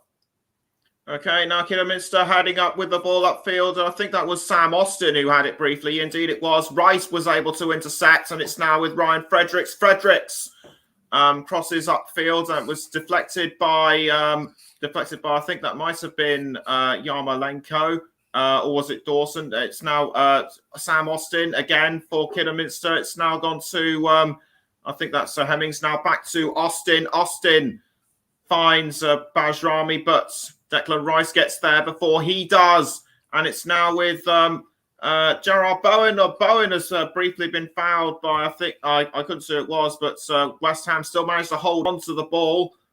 And it's now gone to Ben Johnson, who passes to Said Ben Rama. Ben Rama to Noble. Noble passes to, trying to pass to Rice, which he did. And Rice is now trying to find a way to break through. It's now with Johnson. Johnson was almost tackled by Hemmings, and it's now back with Noble. Noble to Declan Rice. Declan Rice back now with the ball. It's now gone straight to Noble. Noble passes to Ben Rama, and it's now gone to Johnson. Now back to Declan Rice. Declan Rice trying to find a way through. He goes round Sam Austin and passes to Vlasic. Vlasic back towards Ben Rama and just over the almost over the crossbar, but Kidderminster doing really well to defend that one. That was very close, and a foul by Zuma on, I think that was Morgan Smith, but that's excellent defending, by the way, from Nathan Cameron there, getting a block on that one to to deny West Ham from obviously potentially scoring there to make it 1-1. Nathan Cameron there, the defender, very, very well played. Yes, very well played. I think very well played. I think that was an attempt by either Ben Rama or Vlasic, but so the fight between Zuma and Morgan Smith has been quickly diffused there by the referee Jonathan Moss. Do you think he's made good refereeing so far in this game? Yeah, he's not had anything really to do in too much as of yet, but no issues with the way he's refereed this game so far. Still 1-1 between Chelsea and Plymouth as their second half is now well underway. As Alex Penny takes the throw for Kidderminster, but out it goes for what I think will be a Kidderminster Harriers corner. Something must have happened, and the Kidderminster Harriers fans they're getting really excited about how this game is going so far, and indeed it will be a Kidderminster Harriers corner to be taken by Alex Penny, the man who scored in the first half. Will he or any other of the Harriers players get on the score sheet? We shall see. He takes the corner, almost headed in by I think that was Preston. I'll have to check. I think it was. It was the corner was right to his head as well. It was a perfectly placed corner, and actually, maybe Kidderminster might be looking to, might be looking on with a little bit of frustration there because the delivery straight to the man, and to be honest, just couldn't direct his header. Obviously, all he could do was direct it over the top of the crossbar. But it's a good passage of play from Kidderminster again there, and an opportunity to make it 2. Ashley Hemmings passes to Morgan Smith, but still can't get through but still can't get through to the goal. And Kidderminster are definitely starting to become more frustrated. I think that was actually Sterling who almost put that one in. 55 minutes gone. 55 minutes gone. Kidderminster 1, West Ham 0. West Ham, they're proving to be more of a tougher opposition than Reading were in the third round. But Kidderminster are still proving themselves a formidable opponent, aren't they? Yeah, 100%. Russ Penn will be absolutely delighted, really, with his first 55 minutes or so. And the way that his Kidderminster side are playing, they're playing some really good football. And, as we said, there's 130 or 131 places between them. And a matter of divisions as well. I think it's something like 5 divisions, isn't it? Something like that. 5 or 6 divisions anyway. I'm not 100% sure. But it's not looking like that right now at all in regards to the way that this game is going. What would you say? What would you say is different between West Ham and Reading? I don't really know. Obviously, West Ham are a sort of more of a experienced side, so they're very experienced when it comes to games like this. They've obviously had games like this in the past against lower division teams in the cup, which they've obviously gone on and won. But no, I don't know. There's not loads and loads. Obviously, just a 1 division difference as well, which I suppose might be, the factor in it. Obviously, West Ham being a Premier League side and a good Premier League side at that as well. We're obviously fighting very hard to get into Europe, as you said earlier. Yes, absolutely. And I did actually check. It's actually 113 league positions and 5 divisions. 5 divisions and 113. Okay, I'll remember that for next time. Thank you. Yeah, as Alex Penny takes the throw-in for Kidderminster, and it's now with Mark Carrington. Carrington sends it out for what looks to be yet another throw-in as Kidderminster still lead by a goal to nil. It's in fact going to be a West Ham throw, and Ben Johnson throws to Kurt Zuma, and it's now gone towards the goalkeeper Areola. And Kidderminster, just looking here as well at the moment, obviously West Ham are trying to get more of a front foot on the game now, and but Kidderminster is set up very, very well. You can see that they've got a couple of banks of 4 there. And then when they're attacking with sort of 3 as well. So, or it might even be 4 as well that they're attacking with. So, the way that they're set up to kind of close West Ham down and stop West Ham from getting any real clear-cut chances at goal. But at the same time, when they're on the attacking sort of trajectory of the game, they're really going for it, which is nice to see. Corner for West Ham taken by Ben Rami, and it's now with Rice. Rice dancing around Carrington, but Kidderminster holding their advances off very well indeed. Another wasted corner effort by West Ham, methinks. Yeah, absolutely. Kidderminster defending it very well. West Ham, maybe even the more that the time's going down, obviously it's favouring Kidderminster, isn't it? So West Ham are getting a bit more sloppy because they're trying to be a bit more urgent in regards to the way that they're playing this game now. Yeah, certainly. It's now Declan Rice. He crosses upfield. He tries to find. He tried to find. I think that was Yarmolenko, but it's now been picked up by Carrington. Carrington for Kidderminster now gone straight to Luke Simpson. Now Luke Simpson manages to clear it, but it's out for a throw, and it'll be taken by Craig Dawson. Craig Dawson. He's had Premier League experience with the likes of West Bromwich Albion and Watford. Only joined West Ham in 2020, but that experience may well count for nothing in this game as Johnson manages to cross, but is picked up by somebody deflected by Kidderminster, and it's now ball with Johnson. Johnson with the ball again for West Ham. He passes to Kurt Zuma. I thought he was going to go to Declan Rice, but Zuma now has it. The French international streaking up the field, passes to Johnson. Johnson passes back towards Saïd Benrahma, the Algerian international, featured in a couple of qualifying matches for Algeria in the World Cup qualifying campaign. And it's now with Yarmolenko. Yarmolenko, the big Ukrainian, who passes again, but deflected by Luke Simpson. An attempt on goal was deflected by Luke Simpson. I couldn't pick up who tried to score, but that was a very close run thing, wasn't it, Mike? Yeah, very good save actually from Luke Simpson as well. He's not really had much to do in this game yet, but just shows that he's alert to the danger when he needs to be, and when West Ham are trying to get themselves the equaliser now. Luke Simpson, just saying you're not going to get past me that easily. Very good save from him. Yeah, just managed to catch the play. It was Jarrard Bowen. He must be disappointed with that effort. As a corner has been given to West Ham, was sent in by Jarrard Bowen, but it's now been picked up by Benrahma. Benrahma now with the ball for West Ham. Can he convert it into anything? And the answer is no.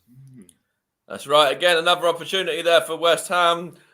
Really trying to get themselves level now. They're trying to throw everything at this Kidderminster side, but as we said in the first half, they're continuing to stay strong and stay firm to it as well right now. As I think West Ham are going to be getting another substitution ready shortly as well, which will be their third. We'll let you know who it is. As and when it happens, it's now Ryan Fredericks with the ball for the Hammers. Now back to Yarmolenko. Yarmolenko trying to go through Kidderminster, but nothing doing so far. Benrahma tries to find Ryan Fredericks, but nothing comes of it though. Declan Rice. I'm hearing it'll probably be 2 substitutions, in fact, for West Ham. It looks like they're going to be getting the third and fourth subs ready to come on. We'll confirm as and when it happens. As a shot on goal deflected by Luke Simpson. Luke Simpson, he's really doing well at keeping the ball out, isn't he? Yeah, he's doing well in the last few minutes. Obviously, the first half he didn't have a lot to do at all or anything to do, but the last few minutes, West Ham have had a couple of chances there, and he stood tall to them and stood firm to them. Yeah, he's doing everything he needs to do as a goalkeeper right now. 2 minutes past the hour mark. It's still Kidderminster 1, West Ham United 0. And just going for a quick check between Chelsea and Plymouth. It is still 1-1 between both sides as Morgan Smith was actually fouled in an incident in the goal area. He has since got back up, which is good. as Aaron Cresswell comes off. Comes on in place of Johnson. That's right, and I think it's Souček there as well. I think it's also coming on, isn't he? Yeah, it looks like Thomas Souček off in place of Mark Noble. Thomas Souček, who led the Czech Republic to the quarterfinals in the recent Euros, but could not get past Denmark, who went on to become semi-finalists. Souček with the ball, his first touch of the game, and it's now gone to Kurt Zuma. Zuma now with the ball for West Ham.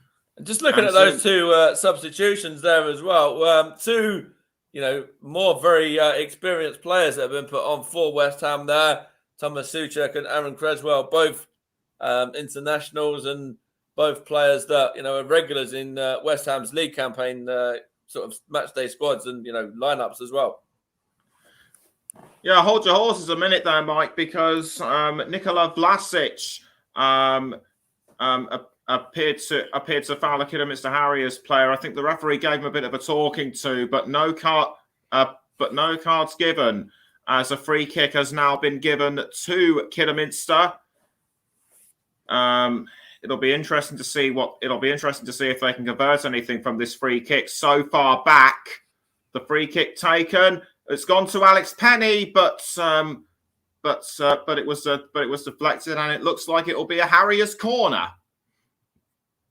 That's right. Good play from Kidderminster once again, and looking to add to this lead now against a West Ham side that, trying to throw everything at Kidderminster now, as we were just saying with regards to those substitutes as well, bringing on players who play regularly for them in the Premier League. Corner wasn't apparently given. If it was, we didn't see it. As Zuma, as Zuma now has the ball, who passes to Souček, and now Craig Dawson. Dawson now back with the ball. I think Rice was trying to signal for him to pass it to him, and it's now with Aaron Cresswell to Ben Rama. Ben Rama passes back towards Dawson, but caught by but that's a poor pass. It's now with Kidderminster with I think that was Sterling, although Morgan Smith could have gotten his foot to it had he not got stuck in a bit of turf. But West Ham, given what they're playing so far, are they really starting to run out of options after just over 65.5 minutes? They've only got the one substitute left, which I'm sure will probably be, maybe 4 now, as if, the score doesn't change with the players that they've got on the pitch now. But, yeah, they're trying to throw everything at this Kidderminster side. And, I think David Moyes has obviously looked at this and said, well, some of the players who he's decided to start the game with, obviously, were underperforming, which is why he's made 4 changes already. And we're still got about 25 minutes left, and they've only got the 1 change left they can make now. Cresswell passes to Kurt Zuma. Zuma has now passed to Rice. Rice trying to go round. Rice trying to go round Sam Austin, but nothing doing so far.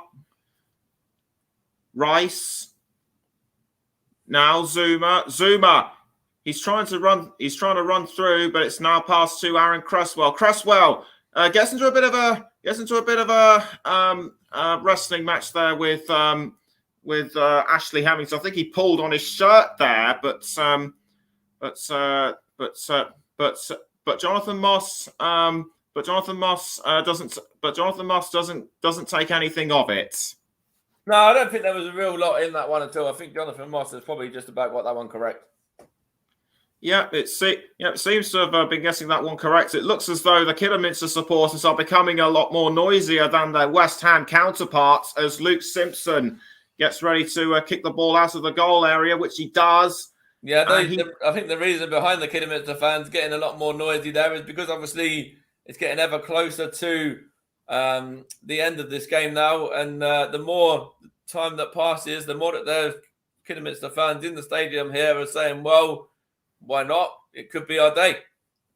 Offside being given against West Ham. I mean, Kidderminster very unlucky, but back to where we are now, and it's Rice with the ball for West Ham. Rice passes to Hemmings. Hemmings now back towards Rice.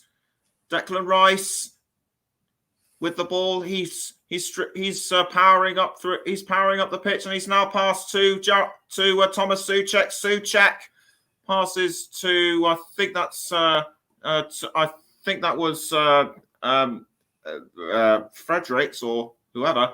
But now now back with Dawson, almost picked up by Morgan Smith, which it is. Morgan Smith almost sends it out for a throw-in, but keeps the ball in play.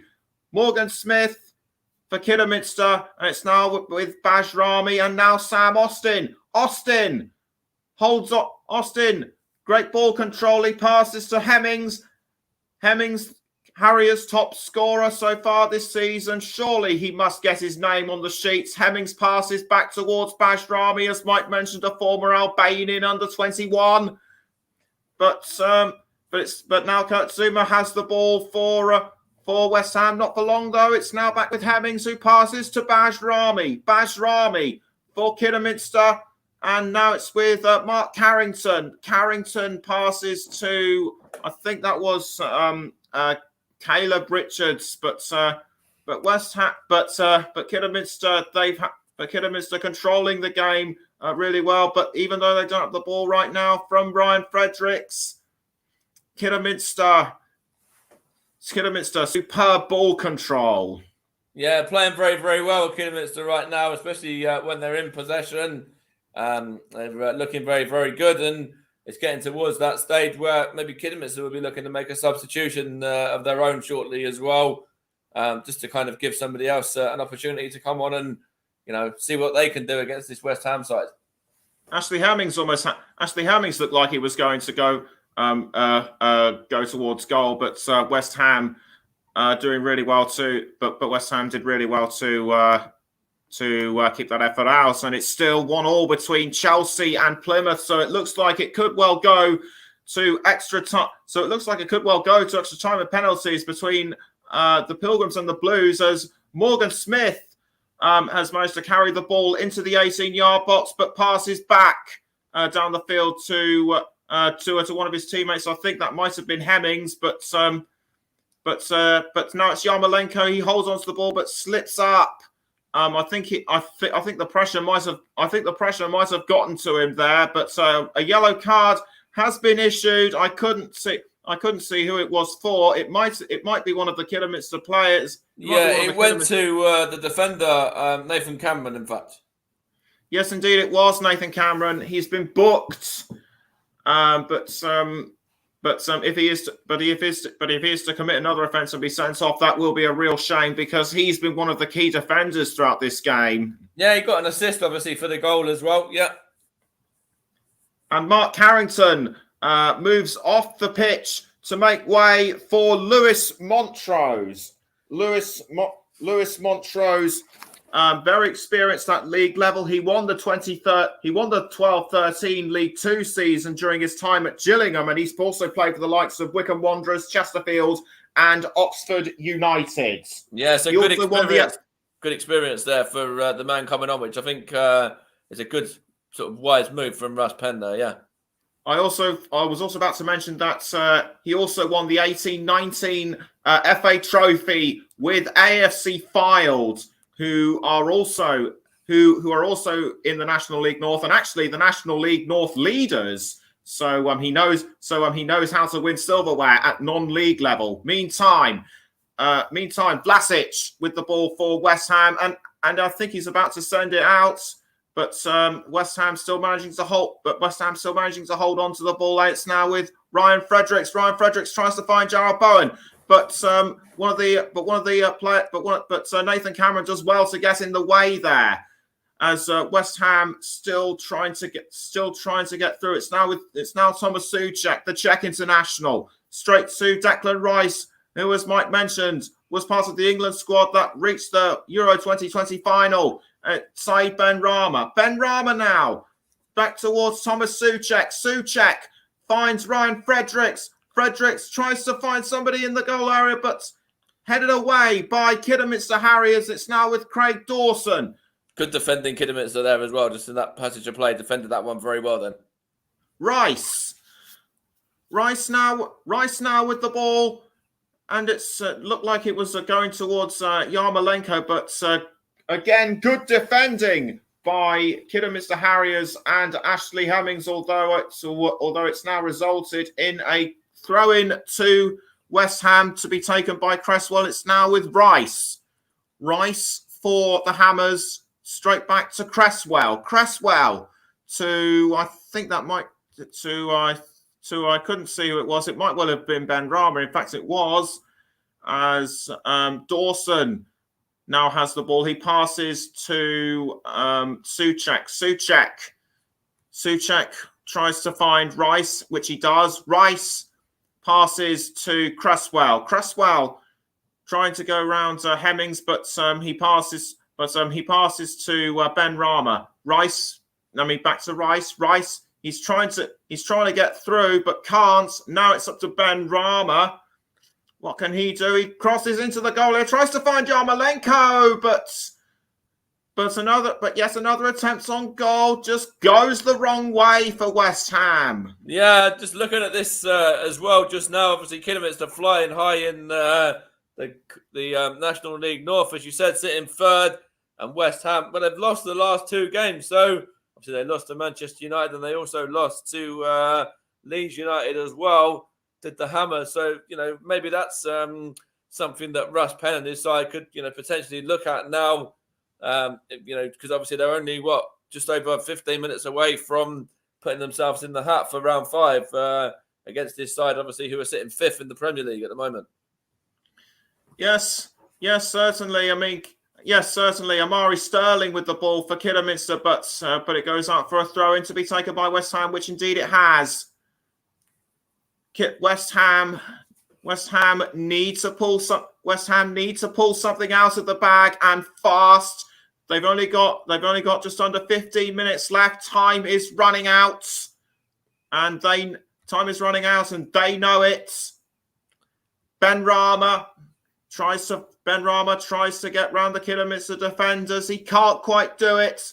He passes to Rice. Rice tries to go for it, and well blocked by Kidderminster, which results in the ball going over the crossbar.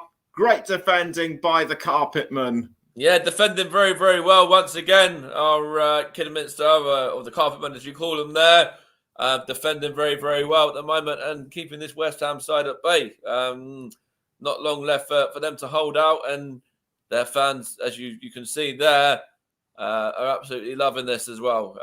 They're on the verge of what could be a very huge FA Cup upset. Yes, certainly. As the Kidderminster fans now getting behind their club, they're making just so much noise as Luke Simpson clears it out, and it's now with Amar, and it's now with, I think that was Hemmings. Now it's gone to I couldn't see who it was. It's actually Hemmings. It's actually Hemmings himself, but deflected out by Cresswell. Good play there again from Kidderminster, just trying to get themselves that second goal. And obviously, even if they don't get a second goal, as long as the ball's in West Ham's half of the pitch, and that's good enough for them right now. Yes, certainly. Yes, certainly. Kidderminster could be well on the way to. Anyway, and before I was about to mention this, Vlasic makes way for Pablo Fornals, the Spain international, and Kidderminster are also about to make a substitution as well. Sam Austin is going to come off, and taking his place will be Devontae Redmond. Devontae Redmond,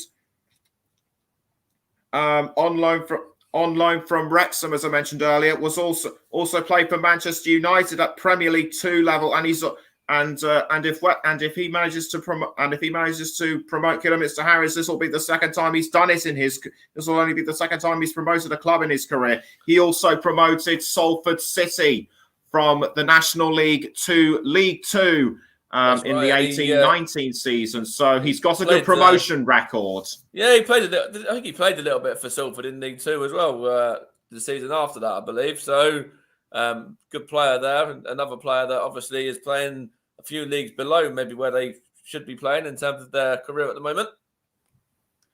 Yeah, certainly. But certainly. But it just goes to show that playing for a non-league club can bring its rewards. As Hemmings has the ball, but passes to Morgan Smith. Morgan Smith back to Hemmings, now picks up by Souček. Souček sends the ball out for a throw, and as I was just saying a moment ago, it doesn't all have to be about big league clubs to be successful. No, that's why we love the FA Cup as well, and these upsets, of course. When teams, obviously, you mentioned Lincoln City getting to the quarter final. Obviously, Sutton were successful in that tournament as well, and were knocked out in the round before the quarter final. And you see upsets pretty much every season, which is always the joy that we and the fact that that's why we love the FA Cup, really, isn't it, as well, to see all of these lower league sides giving a very good account of themselves as Kidderminster are today. Certainly so, and it's still 1-1 between Chelsea and Plymouth. So it looks as though those two will be going to extra time and penalties, as Yarmolenko now has the ball for West Ham. It's now with Ben Rama, deflected by Kidderminster, but it's gone back to Yarmolenko. Yarmolenko trying to go around, but I think another West Ham player was trying to go for it, but he couldn't send it through. It's still 1-0 as Cresswell passes to Ben Rama. Ben Rama, what can he do? He passes straight back to Yarmolenko. Yarmolenko trying to power his way through, but can't. Rice now back to Cresswell. That other substitution just a minute ago for West Ham, by the way, was their final substitution of the game. So David Moyes has used all the eggs that he can use now. That's right. That's right, and they're running. That's right, and they're running out of options as Cresswell throws the ball into Declan Rice, who slips up momentarily by just sending the ball out of the field, but it's now gone back to a throw-in. And Declan Rice tries to crossed to. I couldn't see who it was, but West Ham, Kidderminster defending really well, Kidderminster defending really well indeed. What must be going through Russ Penn's mind now? Yeah, well, he's getting ever closer, isn't he? And his Kidderminster players are getting ever closer to causing that upset now against a Premier League side, obviously, in West Ham, who are fighting for Europe, and these Kidderminster fans, and they're absolutely loving it. The manager, I'm sure, is loving it. The chairman's probably loving it. And I think, it's why we love the FA Cup. 150 years of it this year. And this is, if this ends up as a victory for Kidderminster, it's probably going to be one of the biggest upsets of those 150 years as well. Saved briefly by I think that was saved briefly by Simpson. I think that was I think that was a foul on Yarmolenko. Briefly tugged on the shirt by Nathan Cameron. Whether it looks as though he was definitely in the goal area, but nothing worthy of a penalty. Not for me. I think he went down a little bit too easily there. It did look like it, didn't it? I don't think there was anything really in that one at all. I think it's getting to that stage for West Ham where they're obviously now kind of just trying everything they can to give themselves a bit of hope in this game. Well, that hope could well soon be dashed as a corner has been given to Harriers. It'll be Amari Sterling to take the corner for Kidderminster. Everyone getting into their positions. Sterling raises his hand to signal that he's ready. Or is he? I think he just wants to make sure that the ball is in the correct position. Jonathan Moss blows the whistle to signal that the corner is to be taken, and indeed it is. Deflected really well by Alfonso Areola. I think that's probably the best thing he's done all game. Yeah, he's not had loads to do in regards to other saves he's made and things like that, but that was a bit better from him. Obviously, you can look at his positioning for the goal as well. Obviously, he dropped the ball for the goal, or he wasn't able to kind of get the ball firmly in between his gloves for the goal, and then kind of just gifted it straight to the Kidderminster player, Penny, who put it into the back of the net. But it's that I suppose that's what happens when you're not the out and out outright number one, isn't it? Talking of Alex Penny, it could well be another Kidderminster corner, or is it? No, in fact, it's going to be another throw in. With just around 7 minutes left, it's still Kidderminster 1, West Ham 0, and you're listening to the Commentary Hub with myself, Nicholas Jones, and Mike Harneman. You can also hear us on the Commentary Hub too, JDAC Football, JD Sports, Storm FM, and you can also watch us on our Twitch channel and also Mike's Twitch channel.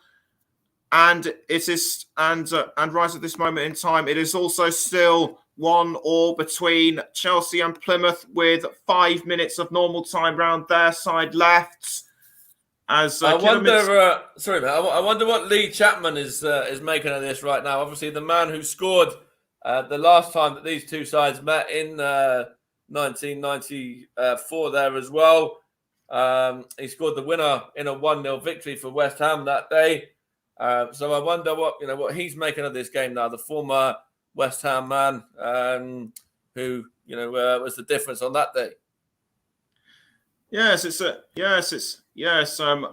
certainly looks like one he probably won't want to watch again.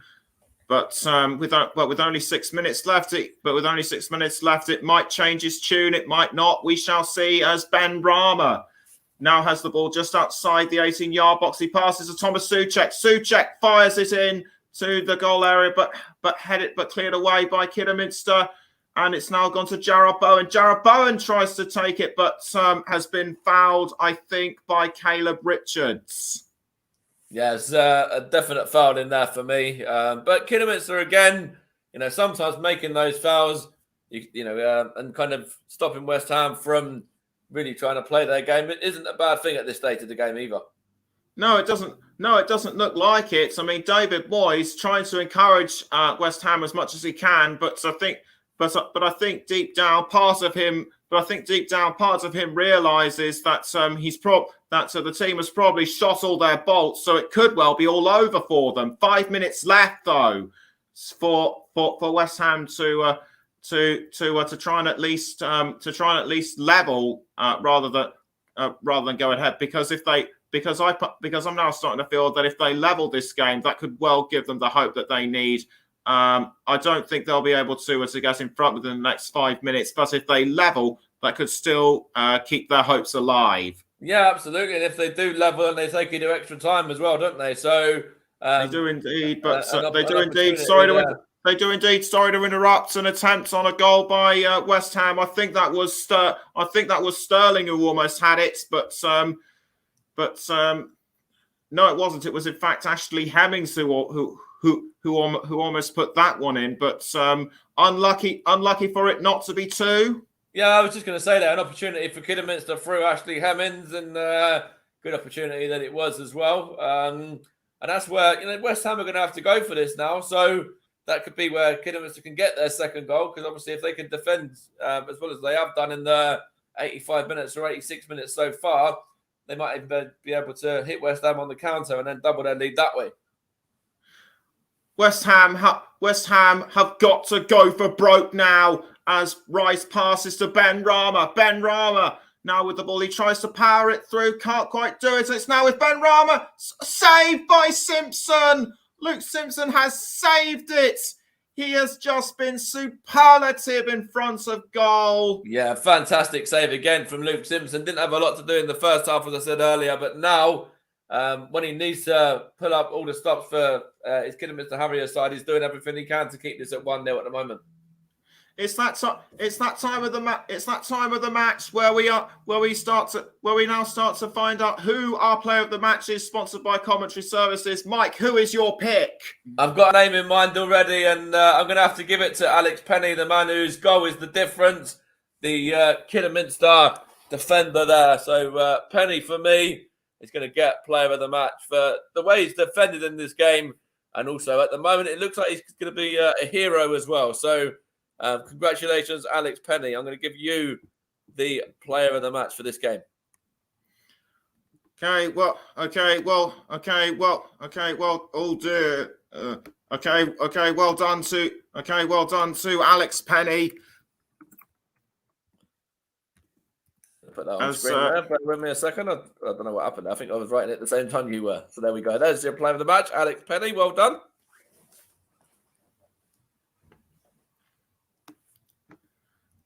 Yes, yes, that's right. I was. Yes, that's right. I was writing at the same time. But, that's all right, mate. It's all good. It's going across the bottom of the screen now. Alex Penny, man of the match or player of the match. So the one who looks like being the difference so far. 2 minutes left at Agborough, and it's now we've now gone into the 90th minute at Stamford Bridge between Chelsea and Plymouth. Still 1-1 over there. But it's now... I will actually just quickly give an honourable mention to Nathan Cameron, the other defender as well. It was very close between the pair of those two.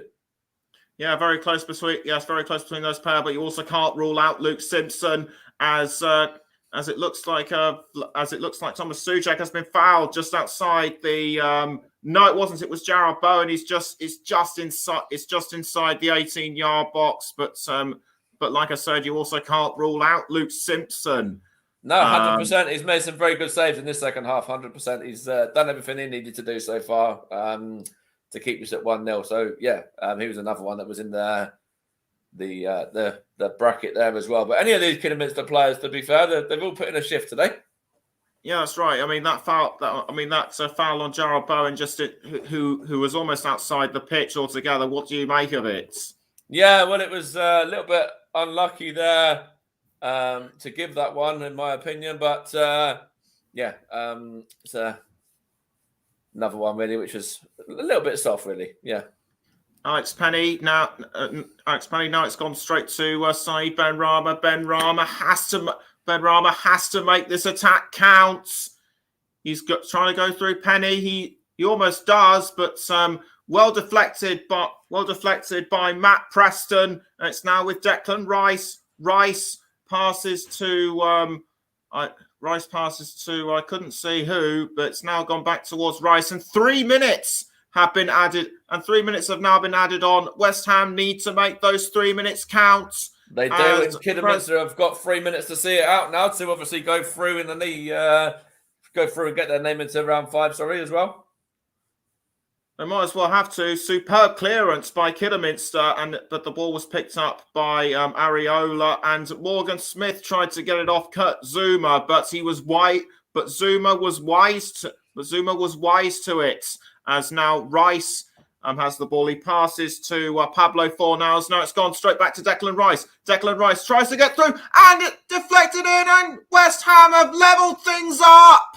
Heartbreak for Kidderminster there. Declan Rice just thunderbolt of an effort there. Just thunders that one into the back of the net there for West Ham, and he looks like he's saved his side, splashes a little bit there. It looks like he's going to get it through to extra time now for West Ham, and heartbreak for Kidderminster, as I was saying. It is game on now at Agborough. Kidderminster have led for much of the game, but that goal by Rice may well have dashed those hopes. That it was definitely the goal that West Ham needed. Rice just needed no second invitation. He just fired it straight in. Yeah, it's a great finish as well. We touched on Declan Rice when he was brought onto the field of play. Obviously playing such a big part in England's run to the Euro 2020 final. And, he saved a result here for his side as well. West Ham were right on the verge of going out here against Kidderminster Harriers of the National League North. But Declan Rice, the substitute, has saved them right now And it looks like we might be going for another half an hour, Nicholas, as well, the way things are looking at the moment. Pablo Fornals to Saeed Benrahma, deflected by a Kidderminster defender. The 90th plus 1 minute. The scoreline given. Russ Penn a few minutes ago, he was possibly contemplating victory. What must be going through his head now? Yeah, absolutely. You can see head in hands there. Some of these Kidderminster players, a little bit obviously very, very, very frustrated here that they haven't been able to see the job through. But Declan Rice and his West Ham side there did get back into it in the second half and have looked better. But it's just very, very hard for Kidderminster to take right now.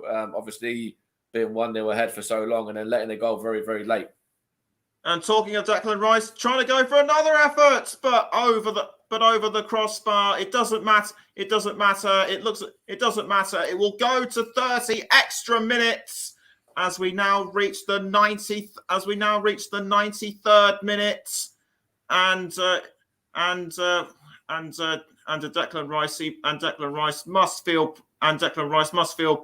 pleased with that effort, and it will be a goal kick to Kidderminster. It could well be the last kick of this particular half. Simpson kicks the ball out of the Kidderminster goal, and there it goes. We go to extra time. Kidderminster looked as though they were going to pretty much run away with this, but Declan Rice brought West Ham back in right at the death. And the score after 90 full-time minutes, Kidderminster Harriers 1, West Ham United 1. Yeah, no, almost, almost, but not quite for Kidderminster there. Almost putting themselves in the hat for round 5. But they are in the hat for round 5 still as things stay as they are at the moment. But you have to give them loads and loads of credit here, the side that are 5 divisions below West Ham, for everything that they've thrown at this West Ham side. They've looked very, very good today. The side that are vying for promotion back to the National League as well.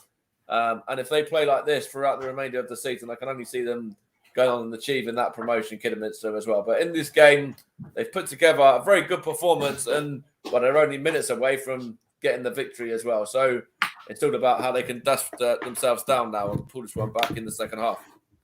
Well, in extra time, sorry. Be back with Nicholas shortly as well, but we just had to go and get a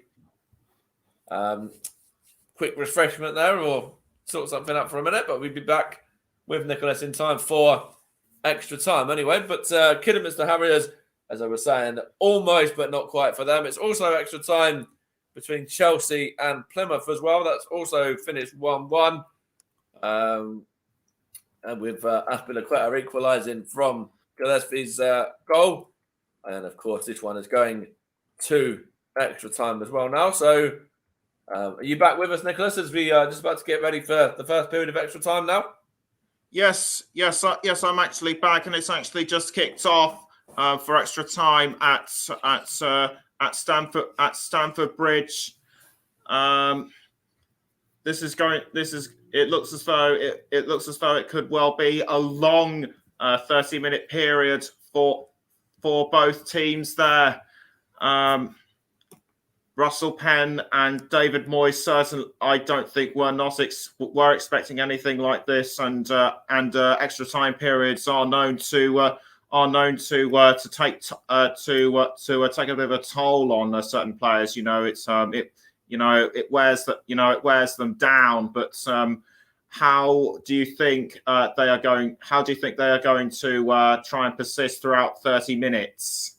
Yeah, so it's going to be interesting now to see whether that late goal can, really give the advantage towards West Ham as we're now in extra time. But Kidderminster have got to dust themselves down quickly and, just try and get themselves back in front again now. Yes, that's right. They certainly will. I mean, extra time will be starting in about a couple of minutes' time. It'll be West Ham who will kick us off. They are to go from left to right. Kidderminster right to left, and it looks like it will be Pablo Fornals who will kick us off for this first period of extra time. No, actually, it's going to go into the coin toss. That could also make the difference, as Lewis Montrose has now taken up the captain's armband in place of Sam Austin. That's right. Just Austin just been replaced, hasn't he? Just a moment ago there. Oh, sorry, earlier on there in the 78th minute, actually, wasn't he, when he was replaced by Redmond? Sorry. That's right. Kidderminster, they have to get over that last minute shock, and quickly, if they are to pull a victory out of the bag. And away we go for the first period of extra time at Agbra, as I think that was Morgan Smith who had it briefly. Now it's with Caleb Richards straight to Lewis Montrose. Montrose finds another player, but it skies into the air. Now it's almost going back towards Montrose, but it's now picked up by Fornells. Now it's gone straight to Nathan Cameron. Nathan Cameron, who scored in their last game against Leamington on Tuesday night, and the ball was picked up by Luke Simpson. Do you think Kidderminster have to score early if they are to keep their hopes alive? I think potentially, or at least stop West Ham from scoring early anyway in this extra period.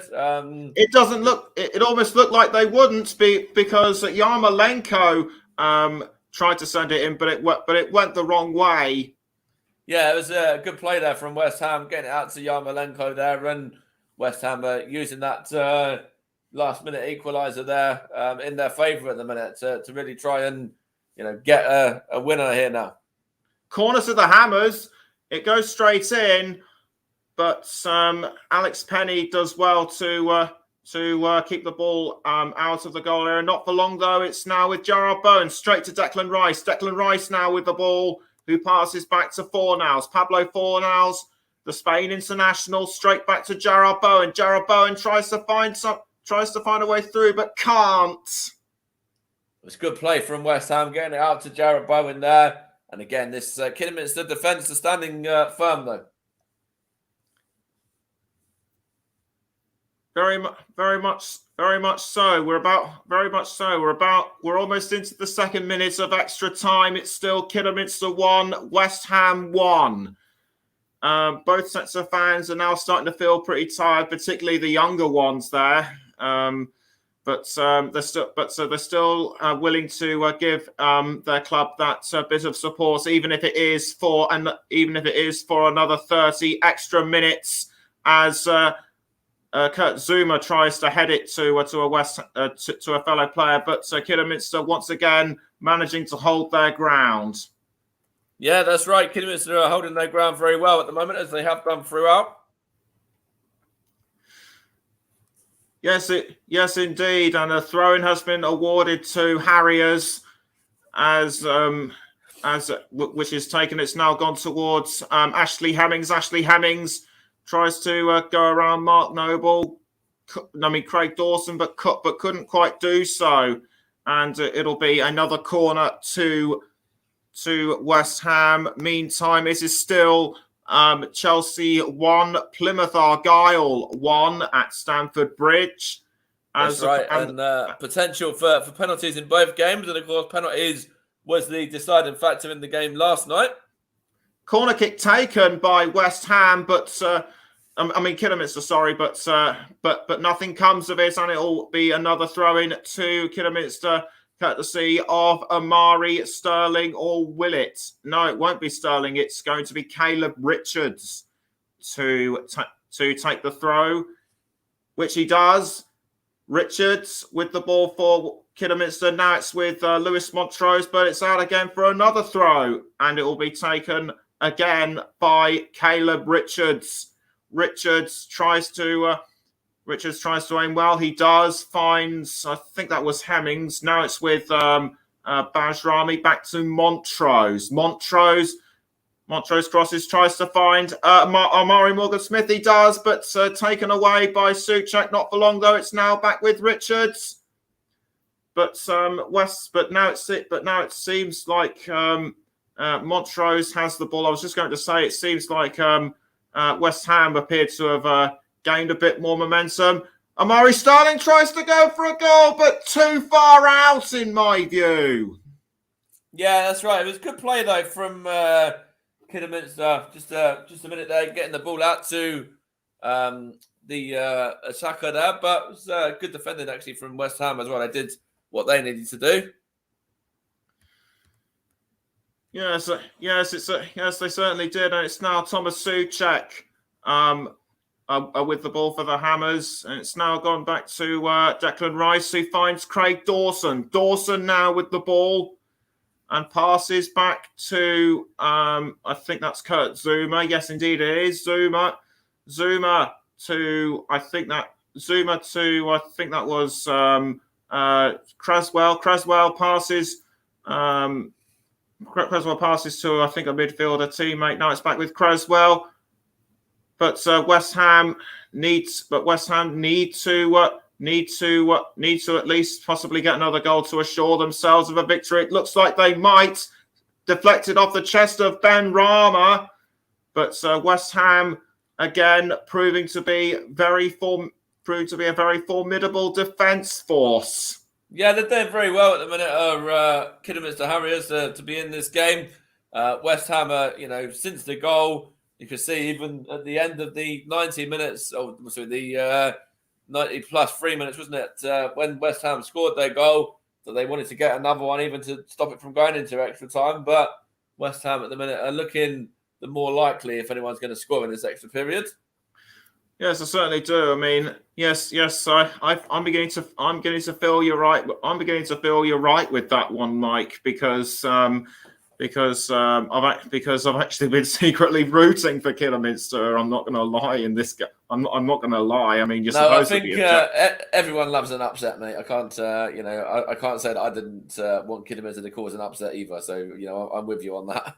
Ball cleared out by Simpson, and it's now gone to Craig Dawson. Dawson finds Ariola doing really well in place of the injured Lukas Fabianski. Dawson passes to Yarmolenko. Andrei Yarmolenko. He's been a major force out here today. He's played well, hasn't he, for West Ham? Potentially, he could have had a penalty as well, but we both sort of tended to agree that the referee got it right, and the penalty would have been very harsh on the Kidderminster man. Still 1-1 between Kidderminster and West Ham after over 17 and a quarter minutes. You're listening to the Commentary Hub with me, Nicholas Jones, and Mike Harneman. You can also hear us on the Commentary Hub too, Jeddah Football, JB Sports, and Storm FM. We're also on Twitch, and also Mike's Twitch channel as well. And it's still 1-1 between Chelsea and Plymouth. David Moyes takes a drink of water to calm his nerves down. I think he's starting to get himself more energy. Yeah, and I think the substitutions have played a part. Declan Rice coming on made a big part as well for West Ham there. Obviously scoring the goal, and I think he has played a big part in West Ham getting level. And obviously, West Ham looking to get themselves in front now as well. But Declan Rice coming on has played a big part here for West Ham because obviously he loves to become a hero or to make a difference in these sort of games, and that's exactly what he's done. I was just about to say that Bowen almost had, and I was about to say that Bowen was a very close inside goal. I think he almost had a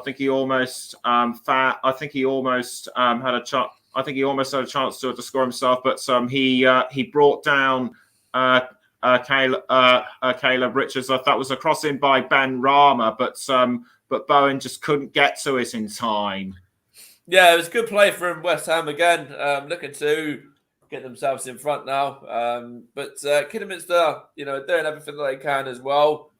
if they can get through to the first period of extra time, then you never know what might happen, because yesterday, obviously, we saw it go to penalties, and if it goes to penalties, it's anyone's game, isn't it? So Kidderminster could potentially be looking at that as well, as I think they're going to be making a sub of their own shortly in the next minute or two. They'll have to, because they'll have to make another sub very soon, because they've only made one so far this game. I think they made two, haven't they? I think Redmond was the second one. I think they made two. Yes, yes, that's right too. So they've only got three or two. So they've only got 3 or 2 left. It looks like one of them's getting ready now, having a quick swig before he gets ready to come on. Throw into Kidderminster. We're approaching the 10th minute of extra time. This is still Kidderminster 1, West Ham 1, and now it's with Devontae Redmond. Devontae Redmond sends the ball out, and it's another throw to West Ham. Whatever, and it looks as though a Kidderminster substitution is going to be made. It'll be Jaden White. The one of the men that you touched on him earlier on, didn't you? You said about him potentially having an impact in this game, so he's got a bit of time here and extra time to do so. It certainly looks like it will be, as Ashley Hemmings makes way for Jaden White. Ashley Hemmings, he's been a great thorn in West Ham's side throughout this game, hasn't he? Yeah, he's played very, very well.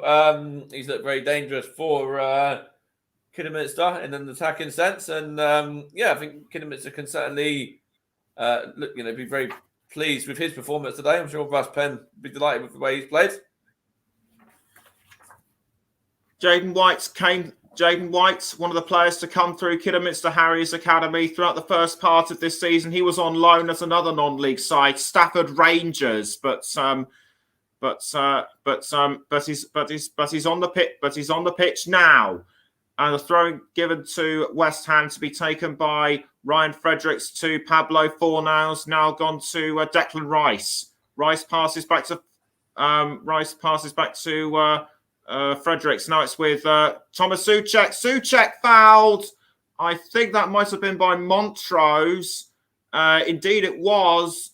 But what do you make of that? Yeah, it was a foul there. Montrose catching his man Souček there. Can't really argue with anything other than that, as West Ham are looking to get themselves, that all-important goal now. And as we were just saying a minute ago, you said about Kidderminster having 2 subs to make now, obviously with the one that's just been made as well. West Ham have made all 5 of theirs, but they made it within the 90 minutes. So there's still 2 more players that can make a difference for Kidderminster, and be interested to see who those players are that Russ Penn decides to go to. Free kick given to West Ham to be taken by Cresswell, and just bounces the other side of the goal. Yeah, it's a poor effort really from Cresswell. Obviously, he's a set piece specialist, really, the West Ham fullback there. But when it comes to that one, he just got it completely wrong, didn't he? And that looked like another attempt on goal. I think it just clattered off. It just clattered off the post, and Luke Simpson just couldn't get to it in time. That's right. Yeah, it was another opportunity there for West Ham. But Luke Simpson, to be fair, might have got a little bit lucky there, but he deserves that for the way that he played in the game itself, or the way that he's played so far. He deserves all the luck in the luck in the world with that one, as Alvin Martin, who won the FA Cup with West Ham in 1980. Now, of course, a pundit at Talk Sport. I mean, he knows what it's like to be in a tough competition whilst playing for a top club. Yeah, he does, absolutely. A very good player in his day, Alvin Martin, as well. Yes, that's right. He certainly was, and also, it's worth mentioning that West Ham back in '94 included people who have gone on to become managers, and one of those was a certain Martin Allen, the former Barnes and Chesterfield manager. As a free kick has been given to West Ham to be taken by Sterling, And it's now gone to Amari Morgan White. Morgan White now down in the box. So are a couple of other players. Try and sort this one out, Jonathan Moss, because I certainly can't. No, I think the Kidderminster man there was looking for a penalty, but I think it would have been a very harsh one to give. I think he's looking for it there, and Jonathan Moss didn't give it, and rightly so, in my opinion, too. Well, you certainly cleared that one up. No question. I think it looked like Morgan White went down of his own. I think it looked like Morgan White went down of his own accord there, but or was he caught out by Rice's momentum? I think it was surely the latter. But anyway, no penalty has been awarded. Although Areola looked like he trod on him. Anyway, so a goal kick given to West Ham, rolled out to Craig Dawson. Dawson now with the ball. We're coming up to the 15th minute of extra time. How many minutes will be added on? We are yet to see. And there it goes. There goes the end of the first period of extra time. Neither side willing to budge or concede. It's still 1-1 at Agbra. Yeah, Chelsea are 2-1 up now against Plymouth. It's a heartbreak for Plymouth Argyle. It was in the 105th minute. The goal from Marcus Alonso there, set up by Kai Havertz. So Chelsea have turned it around from 1-0 down to lead at Stamford Bridge right now in extra time as well. Yes, certainly indeed. Both sides have now got to regroup, and they've now got to regroup and think whatever fresh tactics they can use in order to bring themselves forward and also in order to get themselves further. What do you think Kidderminster should do in order to win? Although I think I can see a couple of people attending to what looks like Amari Morgan Smith, so that knock could well have been more serious than it looked. Yeah, there's a substitution there for Kidderminster, which is one of their subs that they're still going to be able to use, and it's a good decision, I believe, to use them as well. They might as well use them and throw these players on. I think it's going to be Martin to come on in place of Morgan Smith, I believe. Okay, we'll check for you. We'll check for you as of when it happens. But what have West Ham got to do to? But what have West Ham got to do to make sure it's to make sure that the next round goes to them, other than score? They've got to step it up a bit more, haven't they? Yeah, they have. The second half of the game they were better. The first period of extra time there, they were the side that were taking it to Kidderminster as well, more than vice versa. But I think more the same in regards to the way West Ham are playing, because they had a very good first period of extra time there without making it count in regards to getting themselves another goal. Okay, so it looks as though it'll be West Ham to kick us off at the second period of extra time. It'll be and it looks like it'll be Andriy Yarmolenko who will be the man to start. Who will be the man to start with this one? As indeed, Kezia Martin comes on for Kidderminster in place of Amari Morgan Smith. Just a question for you as well. If you're Russ Penn and if you're in the shoes of the Kidderminster manager right now, how long do you reckon it will be until he tells his Kidderminster side to potentially start settling for penalties? Possibly like the first couple of minutes in. I was also about to mention for Kezia Martin, former Barnsley youth, a former player at Barnsley's youth level. So he obviously must be very good. As West Ham have now taken possession with Declan Rice. Rice now with the ball. He passes aside Ben Rama. Ben Rama towards Creswell. Creswell tries to across to somebody up front, but couldn't quite do it. It's now Fornals. Great bit of deflection by Kidderminster. Had gone straight to Ryan Fredericks. West Ham appeared desperate to try and score that second one, but West Ham are just as keen to keep this one out. Headed away by Jaden White. Now it's gone straight back to Aaron Creswell.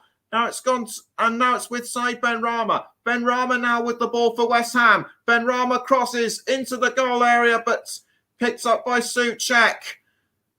I'm running out. So both sides really going for this now, aren't they? Kidderminster and West Ham.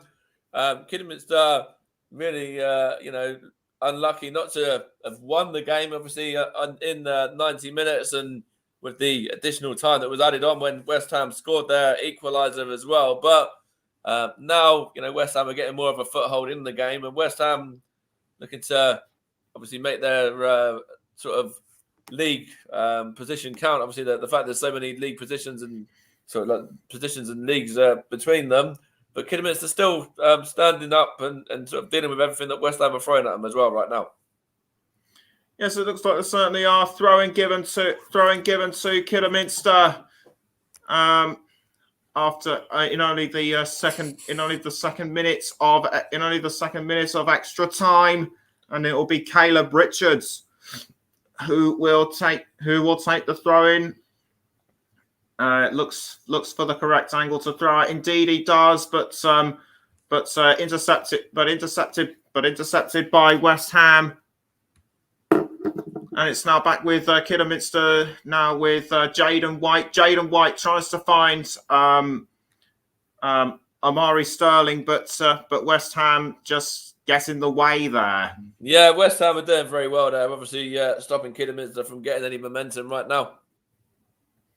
They certainly are, and it's going to be. They certainly are, and Ariola manages to roll the ball out towards the West Ham defenders. Now it's with Declan Rice. Rice passes to Creswell. Creswell back towards Rice.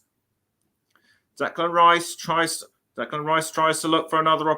Declan Rice tries to cross it up the field, but blocked by Kidderminster. Now it's with Jaden White. Jaden White tries to go around Rice. He does, and is now looking to try and get through the rest of the defenders, but can't because Zuma manages to block him off, and it's now Kurt Zuma with the ball for West Ham. Zuma looking for Zuma trying to look for someone to pass it to. He does. He finds Rice. Now Aaron Creswell. Creswell now doing well to hold on to the ball. He passes to Benrahma. Benrahma now straight towards Thomas Souček. Souček back to Benrahma, but out it goes for another throw. That looked like the start of an attack by West Ham, but it was just unlucky that it was given away. Yeah, absolutely. There, it's a good play for West Ham, and obviously they were very unlucky there. Incidentally, you touched on Kurt Zuma just a moment ago. Obviously I mentioned earlier on in regards to Chelsea being knocked out by a League One side with Bradford. Kurt Zuma was in fact in the Chelsea side that day. Coincidence given that Chelsea are now ahead of Plymouth Argyle in their match, but West Ham still level. But West Ham still level against Kidderminster Harriers at Agbra. Mo Salah also was involved in that side for Chelsea that day as well. Who? Mo Salah. Mo Salah, yes, Mo Salah, of course, now at Liverpool. But back to the here and now, as West Ham have now with Yarmolenko with the ball. Yarmolenko, easily the tallest man on the pitch, passes to Jarrod Bowen, but cut away by Caleb Richards, and it's now with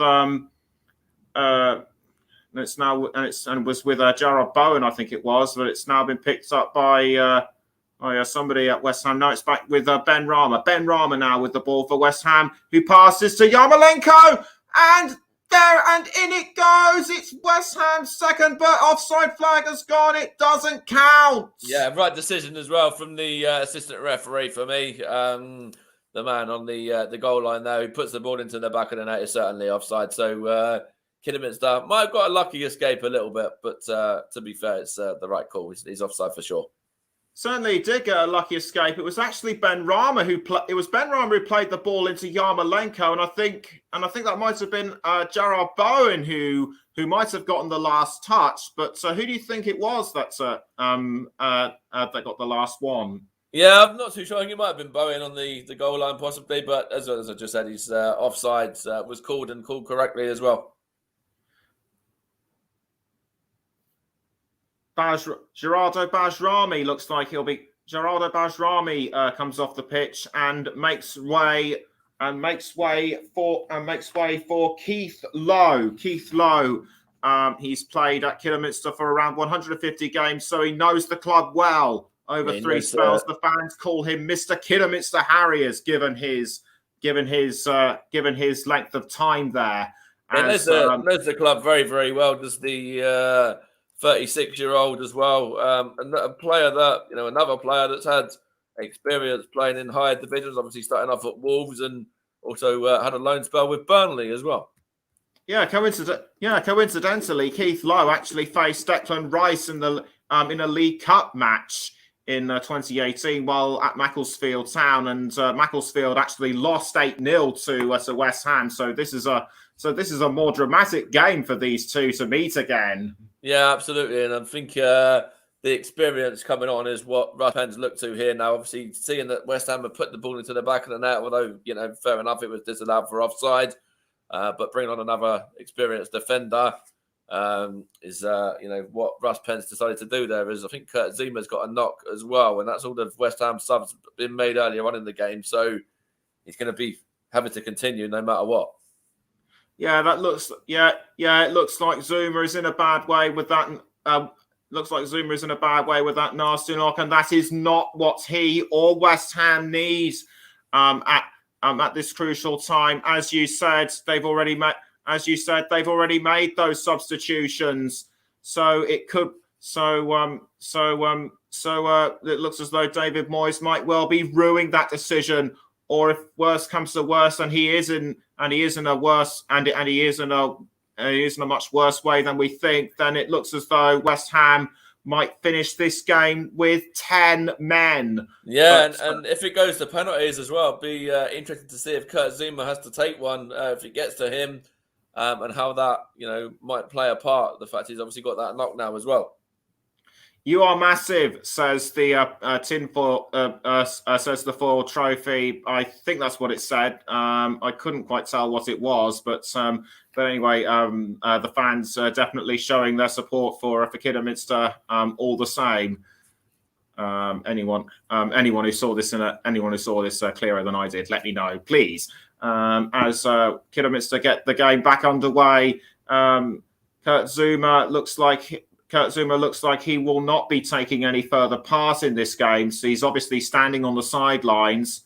But he's actually gone straight back into it. I was worried he wasn't going to be able to carry on playing, but he appears to have. He's got to really. Obviously, West Ham made all their subs, and I think they don't really want to be having to play with a man less, especially a defender as well. If Kidderminster are going to come at them.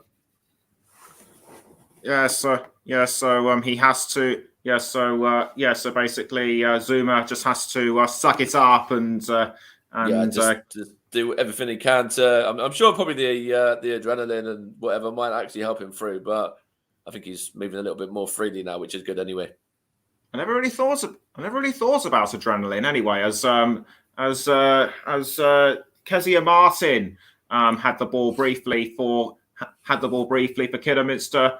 Harriers were now just 6 minutes away from the end of extra time. It looks as though it will be going to a penalty shootout between Kidderminster Harriers and West Ham United. Chelsea still lead Plymouth Argyle by 2-1 at Stamford Bridge. Cresswell now towards Ben Rama. Ben Rama now with the ball for West Ham United. Tries to go around Alex Penny. He's looking for a way through. Almost has it, but well blocked by Lewis Montrose. Yeah, he's done well since he come on as Lewis Montrose as well. Obviously, he didn't start the game, but since he was brought on by Russ Penn and brought into the fray, he's played well for Kidderminster as well. Corner quickly taken by West Ham. It doesn't go their way as Caleb Richards now picks up the ball for Kidderminster. Finds Jaden White, but that tactic did not work, and it's now back with Declan Rice for West Ham. You're listening to the Commentary Hub with Nicholas Jones and Mike Harneman, and you can also hear us on the Commentary Hub too, JDAC Football, JB Sports, Storm FM, and also the Commentary Hub's Twitch channel, and also Mike's Twitch channel, as well as now Pablo Fornals has the ball for West Ham, deflected by Montrose. Again, good play, Lewis Montrose. But offside. Sorry, Mike, I've just spotted the offside flag there. No, that's fine. I was just saying, good play from Lewis Montrose again there. And obviously, you were just going through the platforms that people can listen as well. And I just wanted to mention, obviously, for anyone that is listening, to go and check out our streaming partner for the season, Melon, as well. So melonapp.com to check them out. And obviously, player of the match I gave to Alex Penny, and that, of course, is in sort of conjunction with our fantastic commentary services, Barry Swain's Commentary Services, who are sponsoring that one. Aaron Cresswell now for West Ham after a throw-in. It's now gone to Declan Rice. Rice towards. I think that might have been Ryan Fredericks. Fredericks crosses. I think he was aiming for Cresswell, but where's the ball gone? I know, it's one of those ones. It just the ball seems to have disappeared for a second, didn't it? Yeah, probably on its way to the moon by now. I like that. Could well be. Anyway, they managed to get a new one. So a throw into West Ham with about 2.5 minutes to go until the end of the second period of extra time. Alex Penny takes the throw, and it's now was almost picked up by Amari Sterling, but Craig Dawson did well to hold him off. Once again, it's another throw in to West Ham, taken by Alex Penny, and now Lewis Montrose. Montrose passes to Penny. It's almost cleared upfield by Kidderminster. But once again, it'll be a throw-in again to West Ham. I was just going to say that maybe this is the stage where the Kidderminster players and the Kidderminster backroom staff, they will be looking at potentially taking it to penalties now, or settling for penalty shootout. It looks like it might as well go to penalties as the clock runs down. Kidderminster playing a very good performance, actually. They've been very strong, haven't they, of the side from the National League North? Very much so. As West Ham appear to be more in control with the ball. It's now gone straight to Jarrod Bowen. Bowen had it briefly, but I think he collided with Nathan Cameron. But yeah, he did. Nathan Cameron is another player that played very well today and was in my reckoning for player of the match. As we're getting right towards the stage now where if somebody scores, they will go on and definitely win this game. And it looks as though Chelsea are definitely going to win their game against Plymouth Argyle, as we have now about 40 seconds left of extra time at Agbra between Kidderminster Harriers and West Ham United. It looks like it will be definitely going towards a penalty shootout, as Kidderminster now have control of. Have control of the ball. We're into the last 20 seconds as a lot of jockeying around. I think all the players just want the penalty shootout to come right here, right now. Yeah, Kidderminster certainly look like they're settling for it. Yeah. Last ditch attempt throw in to be given by Alex Penny, and 1 minute of extra time has been added, obviously because of that sort of last minute jockeying around. I think the officials must be thinking that the players were starting to waste time a little bit. But there were a few substitutes made in this extra time as well. Yes, good point. Got to count that one as well. So Thomas Souček now for West Ham, who passes to Cresswell. Cresswell now crosses towards Saeed Benrahma. Benrahma does well to hold on. We're into the last almost 20 or so seconds, and it's now with Pablo Fornals. West Ham. They've got to do something quickly if they want to save it right at the end. And it looks as though Aaron Cresswell might be doing it. And Gerard Bowen has scored right at the death. It's all over for Kidderminster Harriers now. Heartbreak for Kidderminster. We said it at the end of the game that they were just a matter of minutes away from going through. But then obviously Declan Rice equalised, and there it's happened again. It's happened twice in the same game. West Ham just about getting themselves over the line here now, and credit to Kidderminster Harriers because they put in a stellar performance, and it's taken two very, very late goals, one at the end of the game and one at the end of extra time there to deny Kidderminster from going to penalty shootout. And it would have been nice for Kidderminster to do so, but they've put in a very, very good performance against West Ham here. 113 places between them, as you say, 5 divisions. Didn't look like that on the day. West Ham very, very fortunate to go through. You did say that Aaron Cresswell was a set-piece specialist. He certainly coordinated this one very well indeed. And Gerard Bowen was there, ready to pounce, just tapped it in with his left foot. Heartbreak for Russ Penn. Relief for David Moyes. He lost to Kidderminster Harriers as a player in the 93-4 season. He's done it. He may well have done it as a manager, and the West Ham fans are going ballistic now. They know that a slot in the 5th round is pretty much theirs.